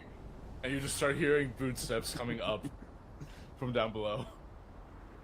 It's just, "Oh, where the weatherman comes to bring us." As he's walking up, what do you do Yeah. as he just starts to appear up on deck? Oh, like I just see him and I'm just still like full seeing. I'm just like looking with a big smile, kind of just very goofy smile, just like drawing attention myself, trying to like draw him over to me, just being a nuisance as much as I can. It's like full siren song. Yeah. One day when the tonguing is done, we'll take our leave and go. You have a beautiful voice. Oh, thank you. We'll probably be able to raise the price on you for like a few hundred gold. This is very good. This is a very good voice. Ooh, well, see, the thing about that is, I've got places to be. Actually, you know, I'm sure this is an honest mistake. So why don't you untie me and everyone else here and let them go, and you can just sail off and do your thing. Well, yeah, I would love to do that, and I would love to do that, and that's the thing that I would love to do that. See, unfortunately, that's not how my job works. My job is I kidnap people, and then I ransom them back to their families. Do you have a family that's going to pay for you? No. Okay. He kind of looks... Well, I mean, turns around, I do looks back. have a family, but family are more the people that I find, rather than by blood. Okay, so that's a no. He turns around, finds the guy, and he says, "Johnny, you're off singing duty. You're kind of shite, bye." But like, Turns to you. Do you want a job? so you're the well, I mean, that a job would be great, you know, gotta make money somehow. But you said you're the captain, and Yeah. what? I'm not really up on my pirate code. What would happen if someone were to take your job? Like if they were to like, Well, fight you and win. okay. Well, if they fought me and win, they'd probably kill me in the fight. But none of these... And then they would get your job? Yeah, and then they would be... Yeah. Oh. Well, aren't you afraid of that happening? No. Look at them. They're all weenies. One goes, "Hey!" Yeah. Well, I mean, aren't you afraid that you might have, you know, it might be someone else coming for your job? I mean, not these guys. You said they're all, you know, they're all just bums. No, well, we've sailed close enough to Calimport that we've heard about the mechanical wonders. No robot's gonna take my job. That is simply never going to happen. They can't get a robot to pirate. What about a bard? Think a bard what could are you do their gonna job do? better? Are you trying to take my job? You're gonna sing to the waves? You gotta sing people to ransoming them? Well, I have my ways. I'm very persuasive. Everybody always tries to do this. I'm not gonna sleep with you. I know that it's a whole thing of like, oh, the dashing pirate. Oh, Is that where this is going? No, This is no, not no, my no. Sorry, apologies. you're. That was a faux pas. That was a faux pas on my I think side. with My that, I apologies. think I when he apologize. says that, I think she genuinely breaks character for a moment, and she just looks at him and just goes, "Not even the sharks will eat you." I'm guessing vicious mockery. Oh! Get his ass. Yeah, vicious mockery. Vicious If you are a mockery his misogynist, you ass. get vicious mockery. It'd be a wisdom save, And then shot. and then I get his ass. He rolled a 3. 3 He's doesn't. misogynistic. He doesn't have good wisdom. Yeah. Okay. Cool. I don't have enough d4s. Cool. That is 8 psychic damage to this guy. You see that he reels back in pain. Ah! Oh, that. Oh, ow. Wow. He's fucked up. You see, he just starts. He's trying to downplay how badly he's hurt. He is just reeling. Yeah. You see the guy next to you. Is that the signal? That was a signal, yeah. Okay. Ah! Mutiny! What happens to these pirates? It's a case of there's definitely she immediately like grabs her lute, and from that point it's over. Like she just like strums her lute, like immediately like starts like playing a song, just like giving courage and inspiration to everyone else. Is encouraging people not to kill if possible, but like if people fall over the side, sucks for them. But it's very much it's trying to turn the tide because there are just as many of us as there are of them. So it's very much taking over the ship. Hell yeah. Yeah. By the time you are finished, you see the guy that he was told that he was fired from being the bard walks up to you, taking off his disguise, taking off his glamour, and revealing a sash with a harper pin. He says, "Well, I didn't like that he insulted my playing, but that was a really good job. Thank you. I mean, Minimal casualties. That's really impressive." that's what I aim for. I mean, look, they might seem like bad people, and yeah, they are bad people, but they don't, they could change and they could be better. And if we can give them that chance, then we should. You're absolutely which right. reminds me, and I will turn to each of the like pirates as they're like, I'm assuming they're like bound and just like kind of just they are now in our situation. Yes. And I'll basically just go to each of them and I'm just gonna like palm them a few gold coins each. Like, this is to get your new start. When you get back to port, I want none of this ransom business. Make something good of yourself. As you go to hand the captain, do you hand the captain his? Yeah. Hell yeah. As you go, palm off the hands, upon that moment of physical contact, give me a wisdom save. Oh! Yeah. Wisdom saving throw? No! I don't want to do that! Save your wisdom. That's a 16. On a 16. On a 16, somewhere there's a cave where there's an empty deck of cards. And you flash back to reality.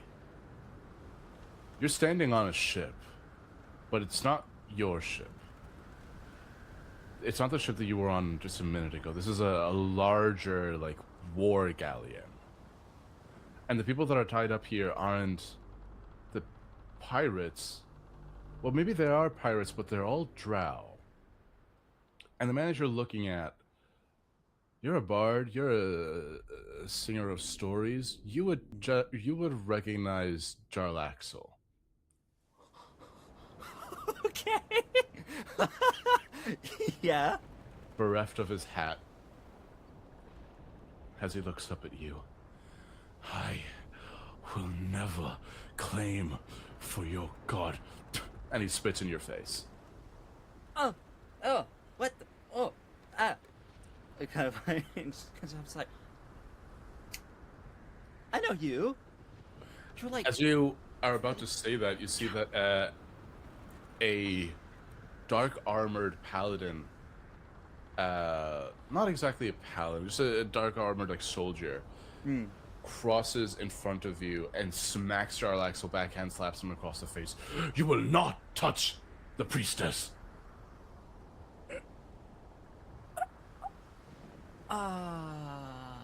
Okay.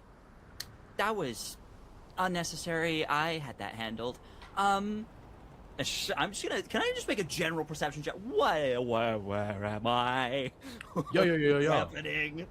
You're on a ship for sure. The sea is out here. But give me a perception. My surroundings of this situation. Yeah.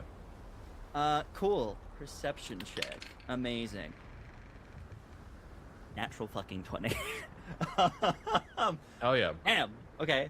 Natural 20. Hestia, If earlier it in your matters, life. Perception. Yeah. Give me the total. Yeah, for a total of, where's my perception? There it is. For a total of 31. That's wild. Okay, hell yeah. Earlier in your life, you lost someone who was very important to you. As you turn around, standing where the ship's wheel is it wheel? Is it what do you call it? No, not mast. Wheel. We're gonna call it wheel. Yeah. Standing on that raised platform, you see him again.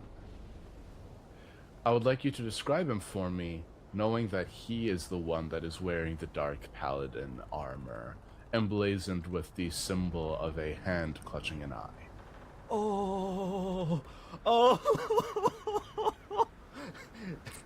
You motherfucker.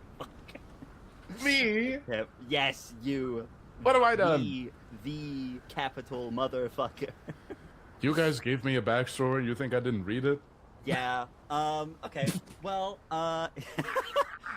You see. Yeah. This figure wearing this dark armor, a tiefling with kind of a dark, like purplish skin, kind of similar horns to Hestia's, kind of these twisted black horns, kind of blue-black hair kind of down his back, a magnificent beard on his face, kind of almost like glowing yellow eyes, wielding a warhammer.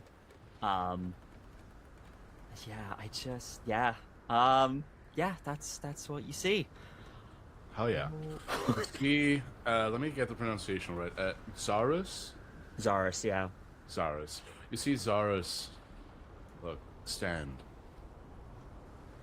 Let the priestess be an example to you all of mercy. Your activities in this this floating piece of garbage. This barely qualifies as a ship. On your little life rafts, trying to escape the wonders of servitude to the Whispered One. The priestess is offering you mercy. I will not offer it. Do not waste this opportunity. And then he nods to you, expecting you to continue with your ministering to the masses. Okay. I think with that and with the nod, she takes that as a play along. So she does.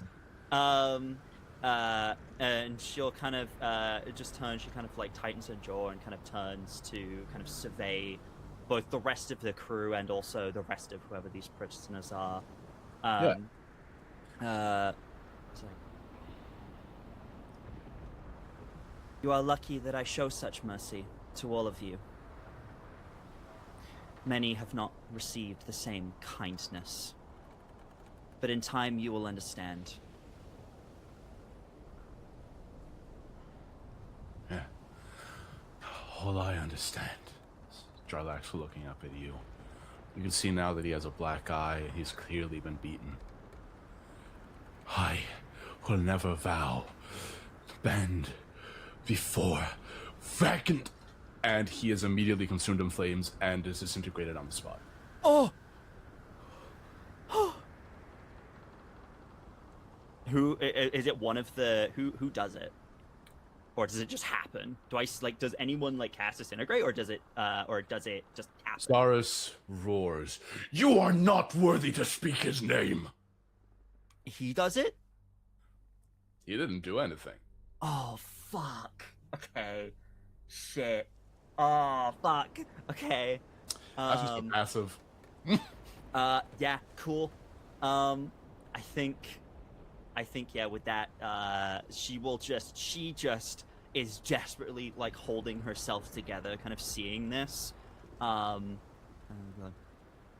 let that be an example. And she will turn and she will start walking up the stairs towards ours. As he regards you, he looks to the other soldiers. He says, "Gather up the rest of the prisoners. Bring them to their respective brigs. We will let the general decide what to do with them. The voice needs to rest." And he turns to you. Is it? I'm gonna wait. Is it? Just the two of you up here now. Just the two of you. Cool. You're like, Saris, may I have a word with you privately in my quarters? Of course, High Priestess. Go down to where I assume the captain's quarters is at. Yeah. Big banners of a hand with an eye. A lot of purple and gold. Whoever did this had a great interior design. Yeah, I'm sure they do. As soon as we kind of step into the captain's quarters, the facade drops and she just wraps her arms around him and just hugs him as tightly as possible and just breaks down. You're alive!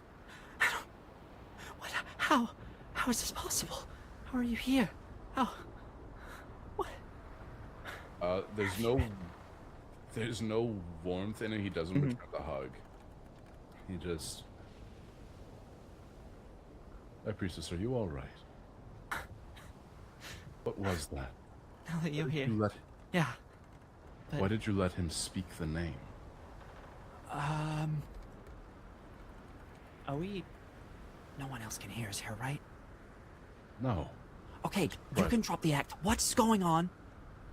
What is happening? What act? You don't need to commit to the bit this hard. What happened back there? We were dealing with the pirates, or I was dealing with them. You went there because you were... And then something happened, and then now... He's dead. Oh, and now he's dead. Okay, that's... Oh, boy. Give me an insight check. Insight check? Sure. Yeah, okay, sure. She's freaking out. Oh, fuck. Okay, insight. That is a 14. 14. You see Sars stands up and just starts to move towards where he had rested his warhammer. High Priestess, do you feel disturbed? Did one of the rebels do something to you? Cast any magic upon you, perhaps? I don't think it was them, but something happened. I like blacked out or something, and now I'm here. I was somewhere else, and now I'm here, and now you're here and alive. I don't understand what's happening right now. Okay. In my travels and in my time of anything whatsoever, the Whispered One, is that a name that means anything to me? Or can I make some sort of check? Well, you can give me a history check with advantage. Great. Just to be sure, because it's been a while for her. Okay. History check, 21. History check 21. There's a thing that happens often in religions. This is just a real fun fact about the world. Where oftentimes there are religions that have survived where we don't know the original names of the deities that they worship. Well, because their names were so sacred that it would only be referred to as their titles. And that was the vibe that you got up there. The Whispered One isn't a name, it's a title. And then let's put two and two together. Jarlaxle started to say the same name that the cultist in the cave said, and they both incinerated immediately. Oh no. No. This can't be happening. No, that was so long ago. I don't... what about the others? Are they... We have to get back to land, immediately. I have to contact someone. Or some people. 3 of them specifically. High Priestess, in moments like these, I feel that it is good to reassert our steadfastness to our Lord. Would you join me in saying the oath? And you see that his hand moves to the... He hasn't raised it yet, but to the handle of his hammer, and he just has a hand on it. Would you join me in speaking the oath to our Lord?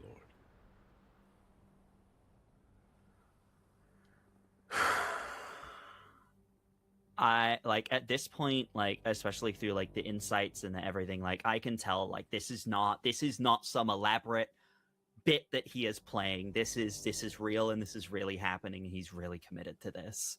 Yeah. I think as he kind of says that, it's like, you taught me an oath once. It wasn't to a whispered one.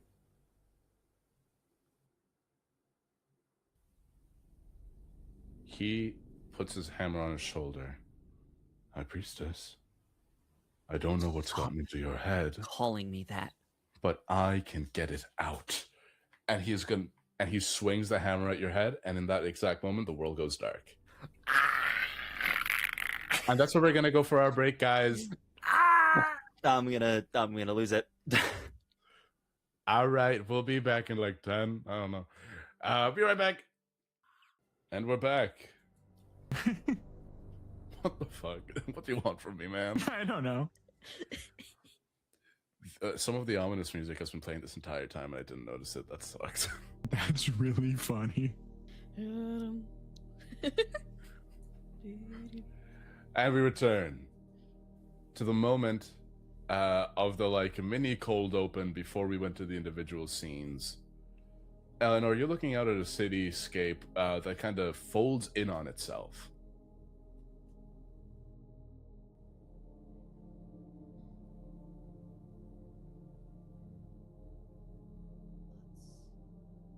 Odd.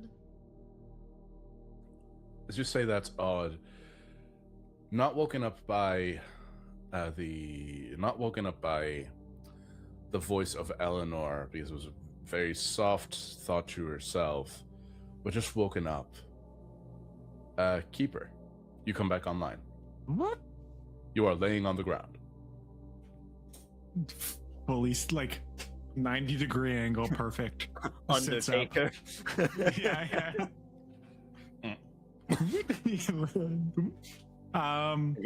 Oh boy. Hello? Where am I? Jason? No. Hello? Can I look around to see if I spot anyone? Very anything? clearly, 2 other bodies like right next to you. Estia. Aurelia. You guys start I'll summon coming Body. back into consciousness. And Body's gonna start shaking Aurelia, and I'm gonna start shaking Estia. Flea form? Fly form, yeah. Flea form. Bad. It's probably awful. Grabbing whoever's shaking me. Dismiss him. Hello, you're awake. I missed you. I know you. Keeper. Hi. Keeper. I leap up and just give them a massive hug. Okay. Love this energy. I think we're in a separate Please tell me you're timeline, normal. Please and tell me everything you're is normal. wrong. I'm normal, but I do believe either reality has shifted or the timelines have. Professor Dracarius was oh so okay. You don't know who that is. Do we know who that is? I don't know. Do you know history? No. Yeah. The events of Baldur's Gate. Oh, that's right. I was like Yeah. a random The professor. events of No. Baldur's Gate are canon. Yeah, I They thought happened so. about 8 Okay. years ago. Uh-huh. So, up to you whether you kept up the local news about a city being taken Absolutely. over by mind flayers a little bit. Yeah, Fair I enough. would have had to keep up with that. Yeah, for sure. Keep up. It's in the news. Has anyone seen?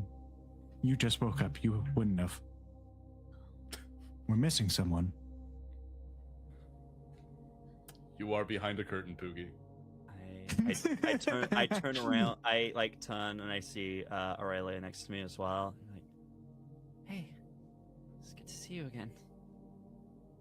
Estia, it is good to see you too. You're right. We are missing someone. Look around. I'm looking around. I'm not helping y'all. Yeah, what Okay, very obviously. Okay, no, sorry. Read the section. Read what you wrote for self. Very obviously, Read there's what body you- hiding. behind Feed the curtain. fucking out. 7 for stealth. Very obviously, there's somebody hiding behind a curtain. I'm so sorry to do this to you, Bestie. Hey, girl, I rolled it and I was like, I feel like this is gonna come up. I rolled it and I was like, oh, girl. Rolled a 26 perception. Mhm. So perceptive. You just point. Yeah. Eleanor, is that you? Oh no. Now's really not a good time to play hide and seek. You see like a gloved and metal encased hand full Mhm. a gauntlet of armor like pull the curtain back to reveal Oh, herself. that's not Eleanor.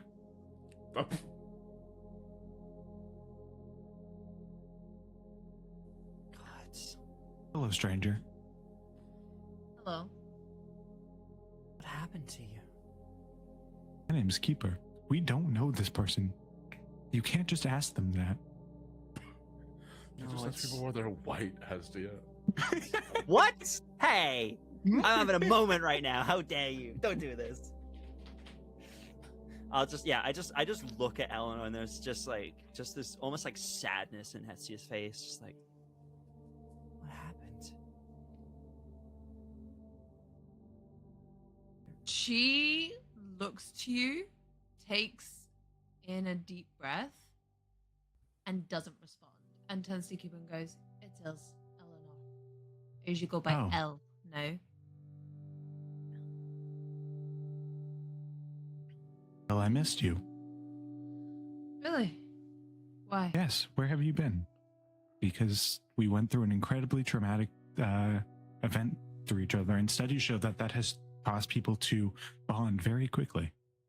I see. And we never talked about it again. No, we didn't, did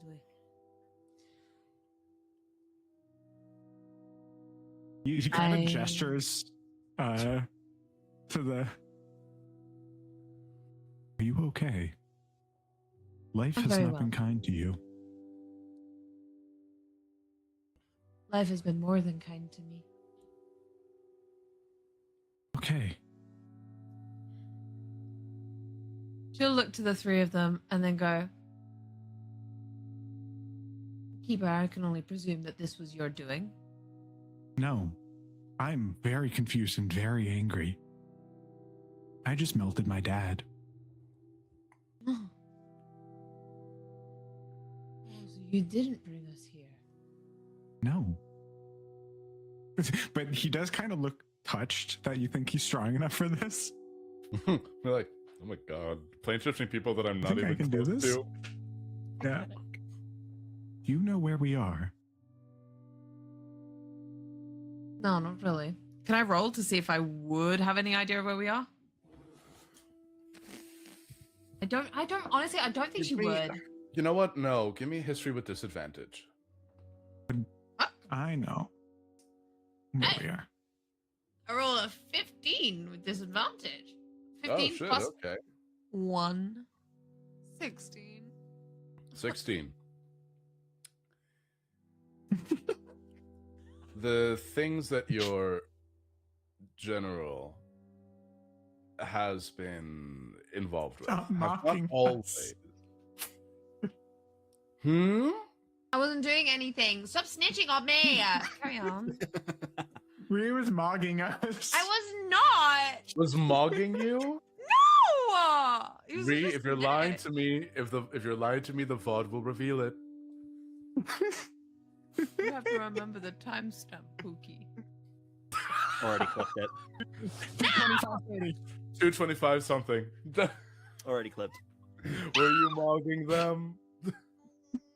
Just a little bit. Inspiration. Yeah. What the heck?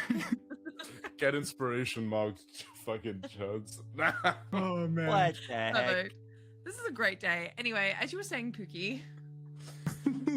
What the things that your general has been working on, every now and then, things forget to be kind of like erased from important files. Mm. Sigil is a name that you've seen before. You thought it was maybe involved with like a project, or maybe it was a location. They said something about a Taurus ring and a city. Taurus ring. I have an idea of where we are. Okay.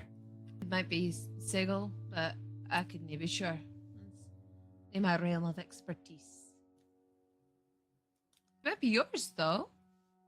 Can I take out my blackboard, Apollo? Yes. We have hammer space. We have Points. tomb space. He just points at the bottom of a list, shaking, and goes, Sigil? Hey. Oh, yeah, that's that list you've been working on. How do you know that? You've And been he, working like, on it. He was Very. joking, but he like locks in on you. You were very focused on it last time I saw you. Yes. I can only assume that you centered all of your attention on it. Actually, time magic has been my main focus of and he just kind of starts trailing off. You mentioned his hyper focus.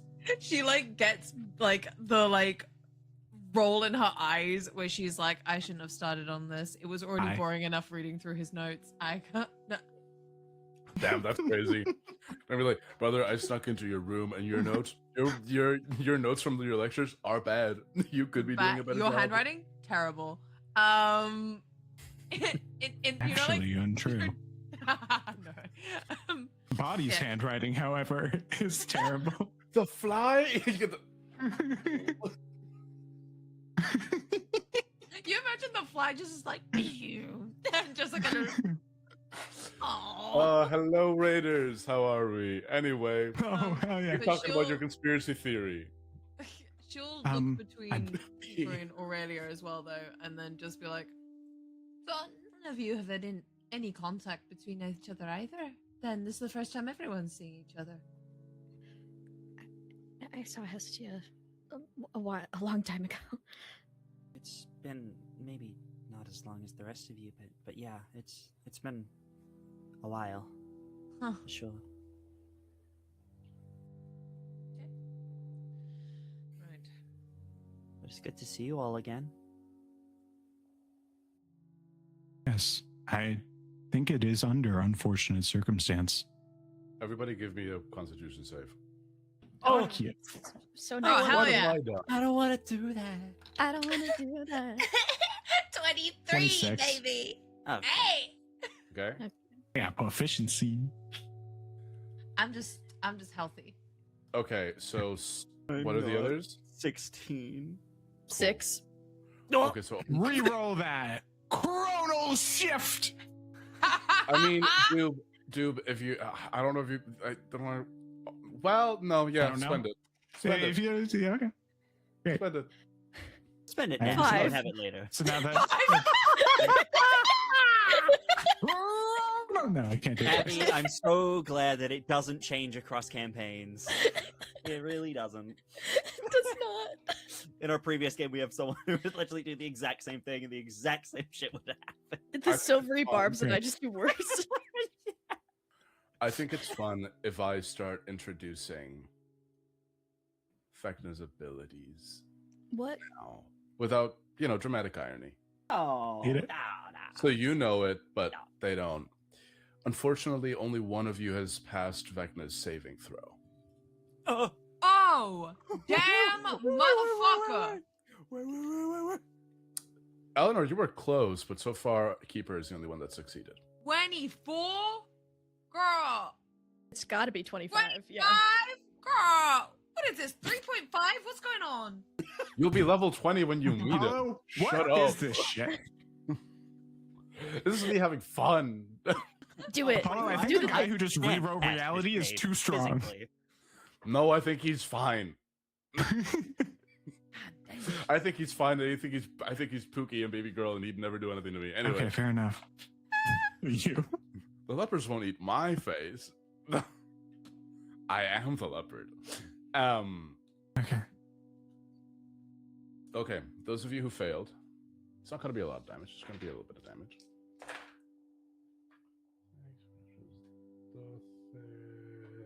Those of you who failed are going to take 14 points of psychic damage. Ow. What? Keeper Fine. 7. Ow. A little bit less. As Aurelia and Eleanor. No, who are my hands? No, sorry. Aurelia and Hestia. Your hands begin to burn.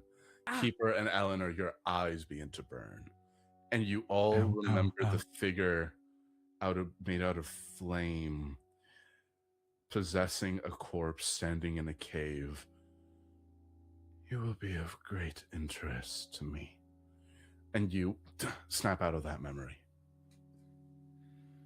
No, no, no. Not good. Not good. Not good. What the hell do we do?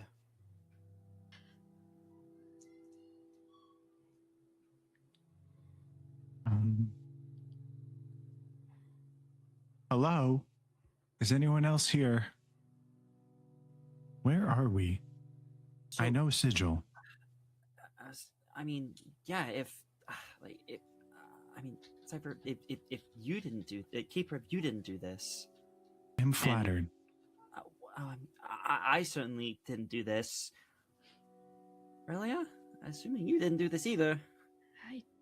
I don't think so. Eleanor?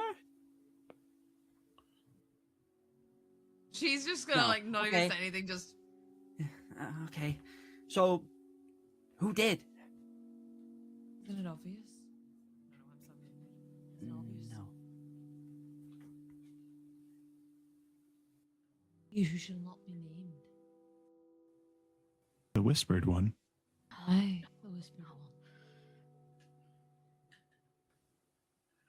As you say that name, well, that title, you hear from a staircase. You hear, I think they are down here. Oh my god. Cool. I'm gonna take out a rock Up. and I'm gonna go. That's real time. I invoke your memory and summon you forth, Corpse Wing. And shadows will start to pool out of my face, creating like a sea of shadow, and a huge dragon will Hell yeah. crawl out of the shadows. I'm casting Summon Dragon. Give Just me to be an Arcana check. for sure. Summon dragon? He summoned that dragon. is- I didn't even know that was a spell. that is a spell. 16 plus 13 is 29. You gave me expertise. You can't look 29. at me like that. When you know it. 29. I'm going to roll a d100 to see if this spell can actually work. Oh. Oh, a certain lady of hurting. There are Yeah. rules in this city, my dear boy. Mhm. There sure are. I didn't roll high enough. I did roll a 69. That's pretty funny. That's funny. Thank you. You do not expend the spell slot. As you go to cast it, and you go to reach to that shadowy place, and you realize that shadowy place isn't here. It's not here, not right now anyway. You feel like the magic was trying to pull from somewhere else, and it didn't find what it wanted. You hear the voice of a woman now. You see her. She is wearing these like teal and golden robes. She has a golden staff with the designed head of like a unicorn's head. She has warm skin, flowing silver hair, and she has this almost like circlet crown on her, and jewels, jeweled necklace, and her bodice has a few jewels attached to it. She says, she flicks her wrist, and the lights of this little parlor all come on. She says, "Oh, I'm so sorry. I don't think that's going to work here. Not of my doing. You're more than welcome to cast any spells that you wish in my sanctum, but I'm afraid that if you are trying to cast, summon draconic spirit. Yes. There aren't currently any shadow dragons within the city, and if you try to summon anything, it will only pull those that exist in the city. Understood. It's the rules of the city. No teleportation, no summoning. Unless you can get around it. How did we... Hello. Previous Blackstaff, I presume. Oh, no, please, I wouldn't waste my time with that. Hello, my name is Lady Illustrial Silverhand. You are very welcome to my sanctum. These are my companions. And coming out of the shadows behind her, you see a tall, bald man with very sharp, almost eagle-like features, wielding a staff that is almost like the tips of two tridents put together with a circle in the middle. Dope. It's a weird fucking design. You see that he's wearing mostly gray and red cloaks, and he has this goatee and a singular gold earring. Hello? And next to him, a shorter than Illustrial, a fairly light, a fair-skinned woman wearing a black dress. She holds a pointed hat at her side, letting her like long ginger hair flow. She has like almost the color of blood red lipstick on, and underneath her left eye, there's a little tattoo that looks almost like the footprint of a chicken, just like a little bit of chicken scratch. The love of my life is here. I'll fight you. Igby? for her. I'll fight Tasha? you for her. You speak the know. dark sex to me. Listen, I cosplayed her. I know for you D&D. have. I saw. I know you have. It's very fun. I love your cosplay. I will still fight you. I'll probably lose, but gotta be worth it. I love this woman so much. I don't know if I want to be her or be with her, you know what I mean? Just anyway. Apollo, just a pause for just a note here. Eleanor, we just met these people. Are you gonna ask if Tasha's romanceable? Yes. Is Yeah. Tasha to her. romanceable? Hey, Talk to listen, her. I'm gonna say all of her exes are bad. Like they have not had a good time. Oh, okay. Is he toxic? Yes. Do you think you can live up to the Demon Prince of Lust? 6 fingers? I mean, like, I'll okay, fucking try. guys. Demon Prince of Lust, already- 6 fingers. I am already. I know the dating him in a sword isn't the only campaign. thing that's curved. I'm I dating know him the in a sword isn't the campaign. only It's good. It's good. It's good times. Can I Hello, leave? it's a pleasure no. to meet you all. Anyway, Sorry, we're being lusty. My we're bad. being lusty. I'm sorry. We're gonna get back. I'm okay with No, it. keep going. Hey, remember what I told you in the prologue? I will never discourage you from lusting over my NPCs. Okay. They came out without me meaning it to at that point. Is that Rhea or Eleanor? That's not Yes. Eleanor. Eleanor is you're introducing her to this woman.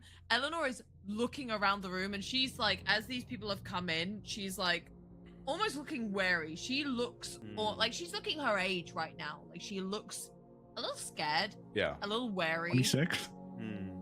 Yeah, yeah, she doesn't look like a full. She older looks than like you. a young woman who's like, Yeah, I've yeah. been thrust into something. Yeah. I am out of my depth. Oh, yeah. And she's looking around, like, and she's probably like circling behind them slightly, like feeling walls and looking at the stairs and being like, do I just dip? And that sort of thing. Like a cat pacing its surroundings. As you're pacing around, you see Tasha and Morden Kanan just sort of are keeping their eyes on you, and Illustrial is just looking out at you. Illustrial's kind of taking the lead. She looks at you, Hestia. Yes. Hello. What is her name? Just as introductions are happening, sorry, that was B raising their hand to ask a question. Okay, B. Are we allowed to make history checks to see if we know who these people are? Yes, Because these are absolutely. legendary beings. I was about Yeah, to say, absolutely. I would like to make a history check. Yeah. Cool. Would also like to. Oh, Great. very good. 21. 21. I got a nat 20. 31. Damn. Holy. The nat 20 and the 31 are fighting. We're tiffing. That's a So an 18 plus 13. I thought You my guys, 21 was you pretty guys could good. be like, oh my god, no, 25 saving throw. You guys have rolled 2 31s this session. I'm kind of Shut good. up. You know what I mean? Like, I'm fine. I didn't roll anything. Silence. Yeah. You guys look at these 3 people. Keeper, 100%. You're like, oh my god. the Beatles. Yeah, I'd say both Keeper and Eleanor, you. She said Illustrial Silverhand. Eleanor, you're like, oh, I should be raiding your castle right now. I should be raiding your hometown right now. That's crazy. Okay, Queen. For the others, Keeper, you'd recognize that famous bald head anyway. It's so much shinier than I thought it'd be. And he says that out loud. Staring Oi. right at Mordenkainen's head. He goes, Hello. oi. That's rumors. That's rumors. My head is a perfectly amount of shiny. It is not shiny. It's flesh. You're shiny. Correct. Tasha, why are they here? At the name, you both also go, oh shit, Yeah. me, Yeah, Tasha? I was gonna say, with 21, do I recognize any of them? For or- sure or you do. no? For sure Okay. you do. Cool. Uh, Yeah. Tasha, I think them. there's almost a comedic moment of just like seeing this in there as they're like introduced. I'm just like holding my lute. One of the strings snaps. There's just a twang. She just quickly just mending, just fixes it. Her eyes are just wide, looking at them. she looks out at Realizing you it's a flaw. and she says, well, the spell was worded in such a way to summon something that could defeat the Whispered One. That is not the original purpose of the spell, I try to tell everybody. Very specific uses of the wish spell. And if you say something open-ended solutions arrive. These are them. Illustrial says, we've been terribly rude. My name is Illustrial Silverhand, Lady Illustrial Silverhand. You are currently in the extraplanar city of Sigil, the city of doors, also known as the Cage. My companions are the Archmage Mordenkainen and the Witch Tasha. Those names might be familiar to you, but please do not be intimidated. Dear friend, Keeper is visibly intimidated. dear friend, the reason why your spell did not work is there are certain taboos on magic in this city. Spells, magic items, and effects that summon creatures or objects from other planes instead will summon targets from within the city if possible, or will otherwise fail. Understood. Yes. Oh. Those are our names. Might I kindly ask yours to all of you? I am Chronal Energy Production and Redirector, but you can call me Keeper. A pleasure.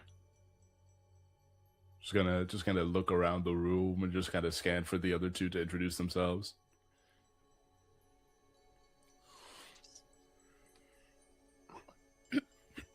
I'm Aurelia Obersker. Of the Kingdom of Cormia, correct? Yes. It's a pleasure to meet you.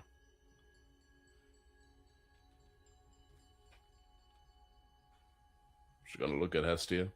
Hester's just like staring, and then suddenly just like seems to just snap out of it. She's just awestruck, and she just like steps forward and just will, I think, probably take Silverhand's hand first, and will just start violently shaking it. It's like, it is an honor to me. I'm sorry, I'm Hestia. Just Hestia. Oh wow, you're wow. Okay. It is truly an honor to meet all three of you, all in the same room, all at once. Wow. The honor's all mine. The honor's all mine. Your cheeks. Welcome to my home. I apologize that the landing was not quite comfortable. In our defense, we didn't really know that was going to happen. Tasha, I told you. Not exactly this, but I told you. Fate is not to be played with. And that one hasn't spoken. And she looks at Eleanor.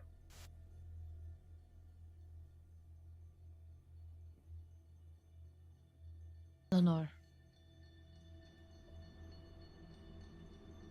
A pleasure.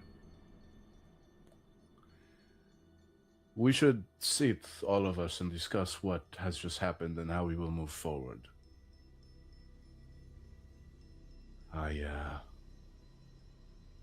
assume... What world do you all come from? Do you come from the same world or different worlds? Same. Same, Toril. What do you mean, what world? Mordenkainen.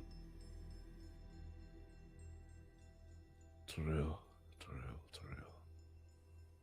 He sticks his hand and scrying, a crystal ball appears in his hand, and you can see that he's looking at something.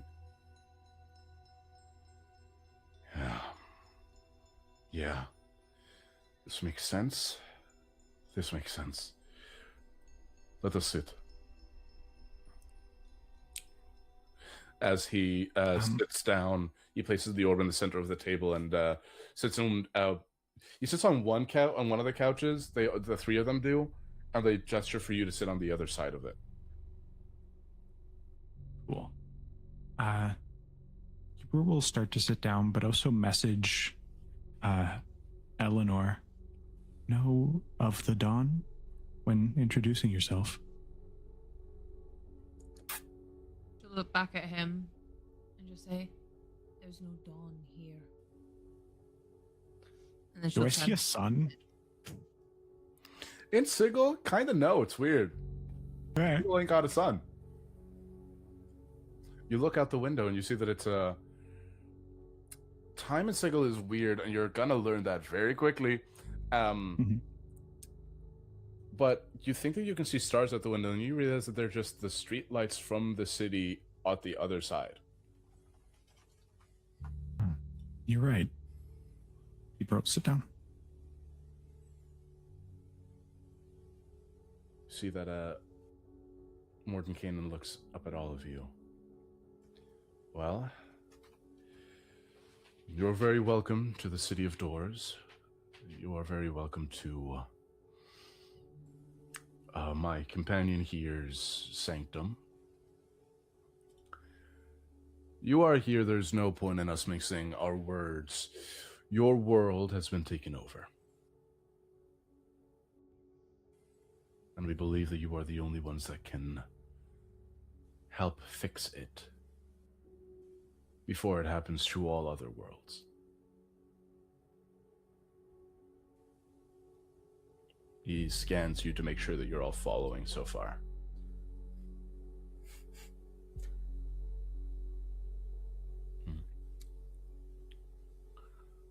Good, good.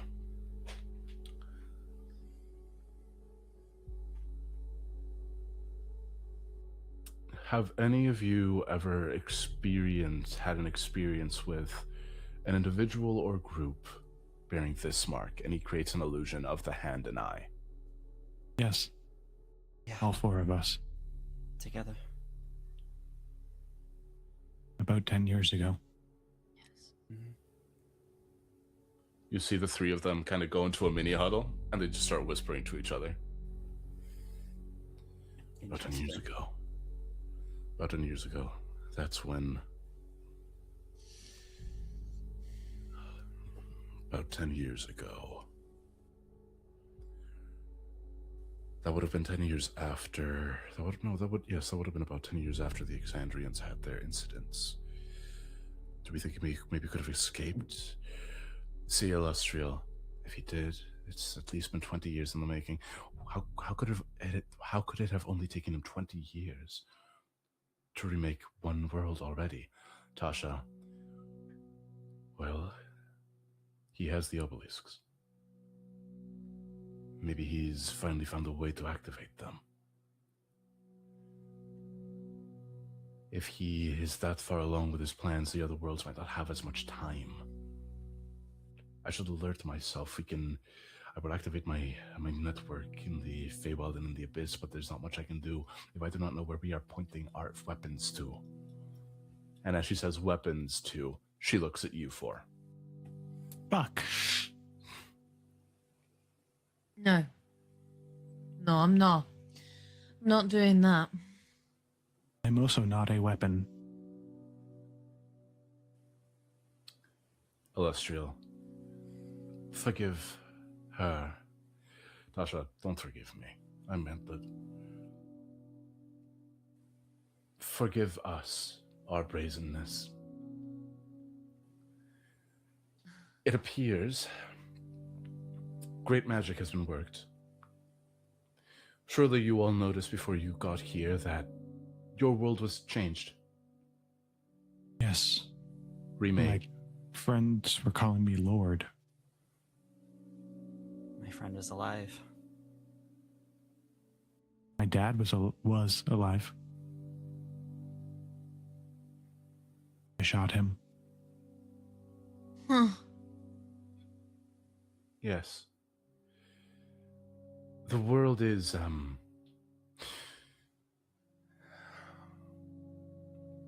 He can't reach here, so we may speak plainly. Have you ever heard the name Vecna? The first part.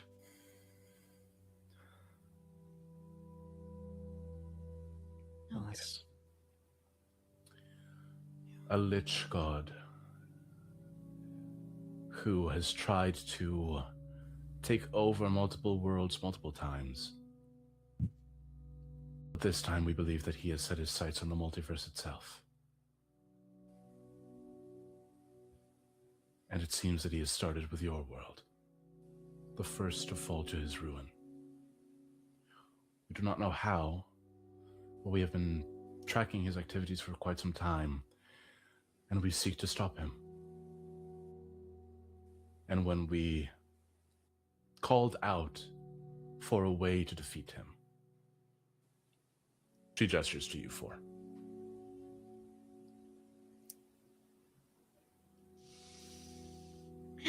I don't work for free.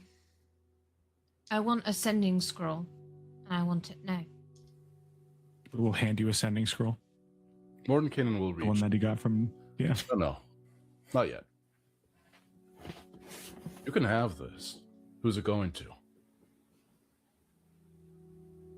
It's going to the only family I have left.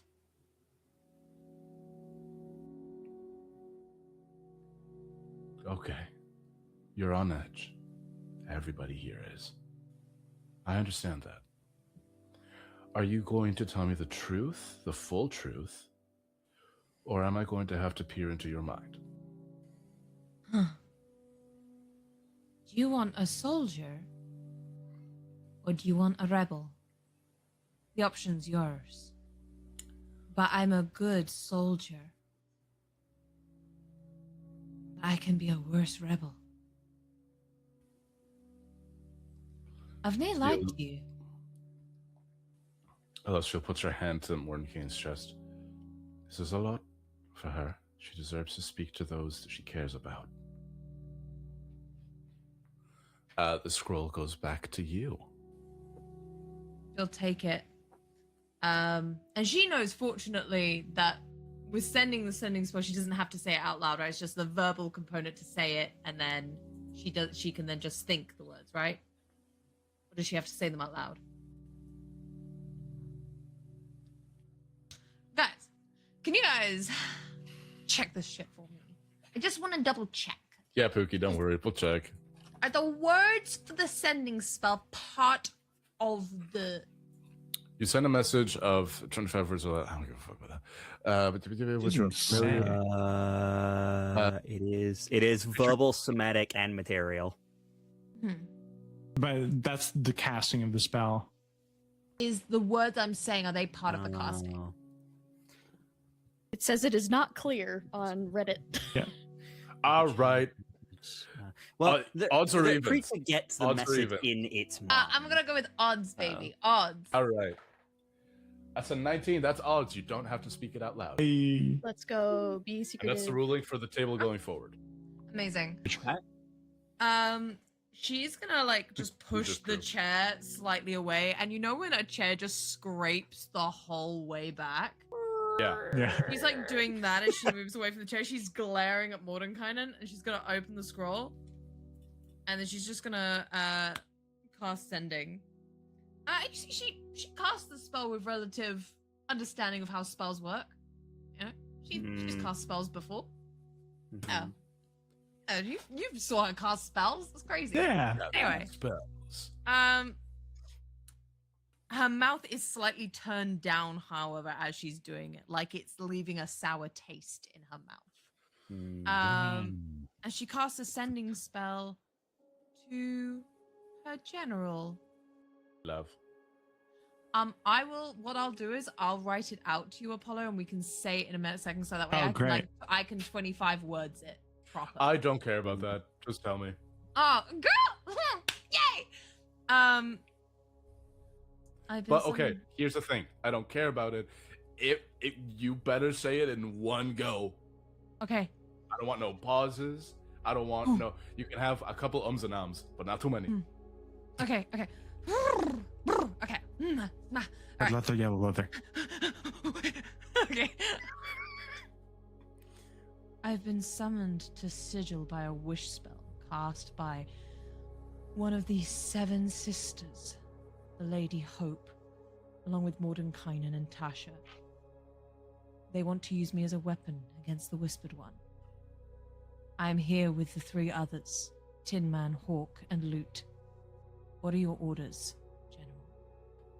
I'm saying this with a British accent. She's Scottish, I swear. Yeah, I yeah. got excited. I was focused. Yeah, no, it is great. No, it's fine. I really it was your sending voice. It's okay. It's I my, really that's tried my to- Everyone sending thinks voice. British. No, that's true. It's the colonization. I really tried to give Mordenkainen like a fun accent, and I was he's just American. I don't give a fuck. Yeah. Silence for now. Hell yeah. Great. Hell yeah. The message was sent. You'll get an answer when you get an answer. Wicked. We're good. She'll relax in the chair, make it look like I want her to try. Can she roll like deception to make it look like she's listening to a message back? Yeah, go on. Oh. Try to lie about magic to all these people. Yeah, she's lying about what she's hearing. That's all. I love that for you. And she rolled. No, it's not great. Deception. Deception's. Wait, hey, it's a +1, bro. That's 11. You see Mordenkainen and Tasha closely monitor you while Illustrial continues. I understand that this is a big ask. I understand that risking your lives, which I want to be very clear, this task very well may ask you to. We don't know where or how we can defeat the Whispered One. Not yet. But we have an idea. She produces a map that doesn't really... She produces a little orrery with Sigil at its center and then different spheres. This is a smaller version of one that I have in the Sanctum, which, if you are to stay, you will each have your own accommodations and no questions asked to however you would like them. This is an orrery not of planets, but of worlds. She points at one that is completely purple, surrounded by this, like, fiery energy. That is Toril, remade in the image of the Whispered One. And you can see that its flames are growing brighter, and will someday soon encompass the entirety of the multiverse. We don't know when. We were too late to save Toril. We cannot afford to be too late. But look at this. You see that in Toril, she points, and you can see that there's like a little mote of golden light that, as she points it out, Hestia, Aurelia, your hands, Keeper Eleanor, your eyes begin to flash with that golden light. There's something there. We don't know what it is yet, but we have our theories. The Whispered One, millennia, centuries, we don't know when, but some time ago lost his hand and his eye. We believe that if we find them,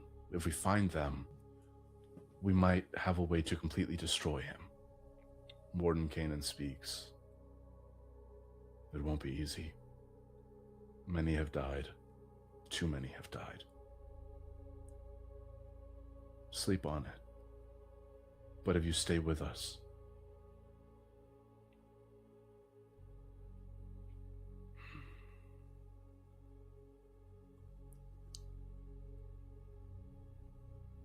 we will ruin the Ruiner.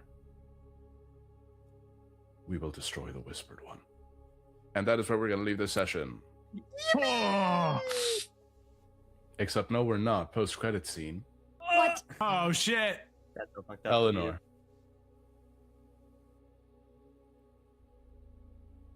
Play the part. Kill her when you can. And now we're going to end the scene. Yay! Yippee! All right, Pookies. Oh, that was a fun one. Oh my god. Ow! I'm fine. Are you okay? Yeah. I knocked over a light and then Don't hit die. myself with my own keyboard. Don't die. Oh, Oh, don't do that. session one. Session Yeah. one, What a dude. session. Wish. Session one. Wait, yippee. Join us next week for more Vecna Ruinwave. I've been a person, but who have you motherfuckers been? Ree? Oh, so person. I've been Ree. I'm also a person. You can find me at Relentless. I'm doing other things. I can't think of them right now, but I have a link tree and it's in my bio for everything, including this place that I'm at right now. Wow. Twitch. I don't know, man. I've been playing Eleanor. Bye. Doob. Hey, what's up? It's me, Doob. You can find me at Doob. Doob3, most places, Doob4 on Twitch. You can also find me at Storms Across Woolin on YouTube, where I'm the DM of Horny Pirate Campaign. Ooh. Horny? Okay, how did I do with my Very- pirates? Yeah, incredible. Thank you. Yeah, you should be proud. Thank you. I'll tell my parents. I should be proud of my pirates. Hell yeah. Beat. Hi everybody, I'm B. You can find me at B-Does-D&D on the social things like TikTok and Instagram. And over here on Twitch, you can find me at bplaysgames_. where I do some gaming streams every now and then. Hopefully on Thursdays we'll be getting back into playing Baldur's Gate 3 with my good friends Jay, Sequo, and Cece Colome. But you can also find me GMing quite a lot of stuff over on the Tales Guild Twitch channel. There are a few campaigns happening over there. We play a lot of D&D stuff. We want to do more things, but it's mostly D&D right now.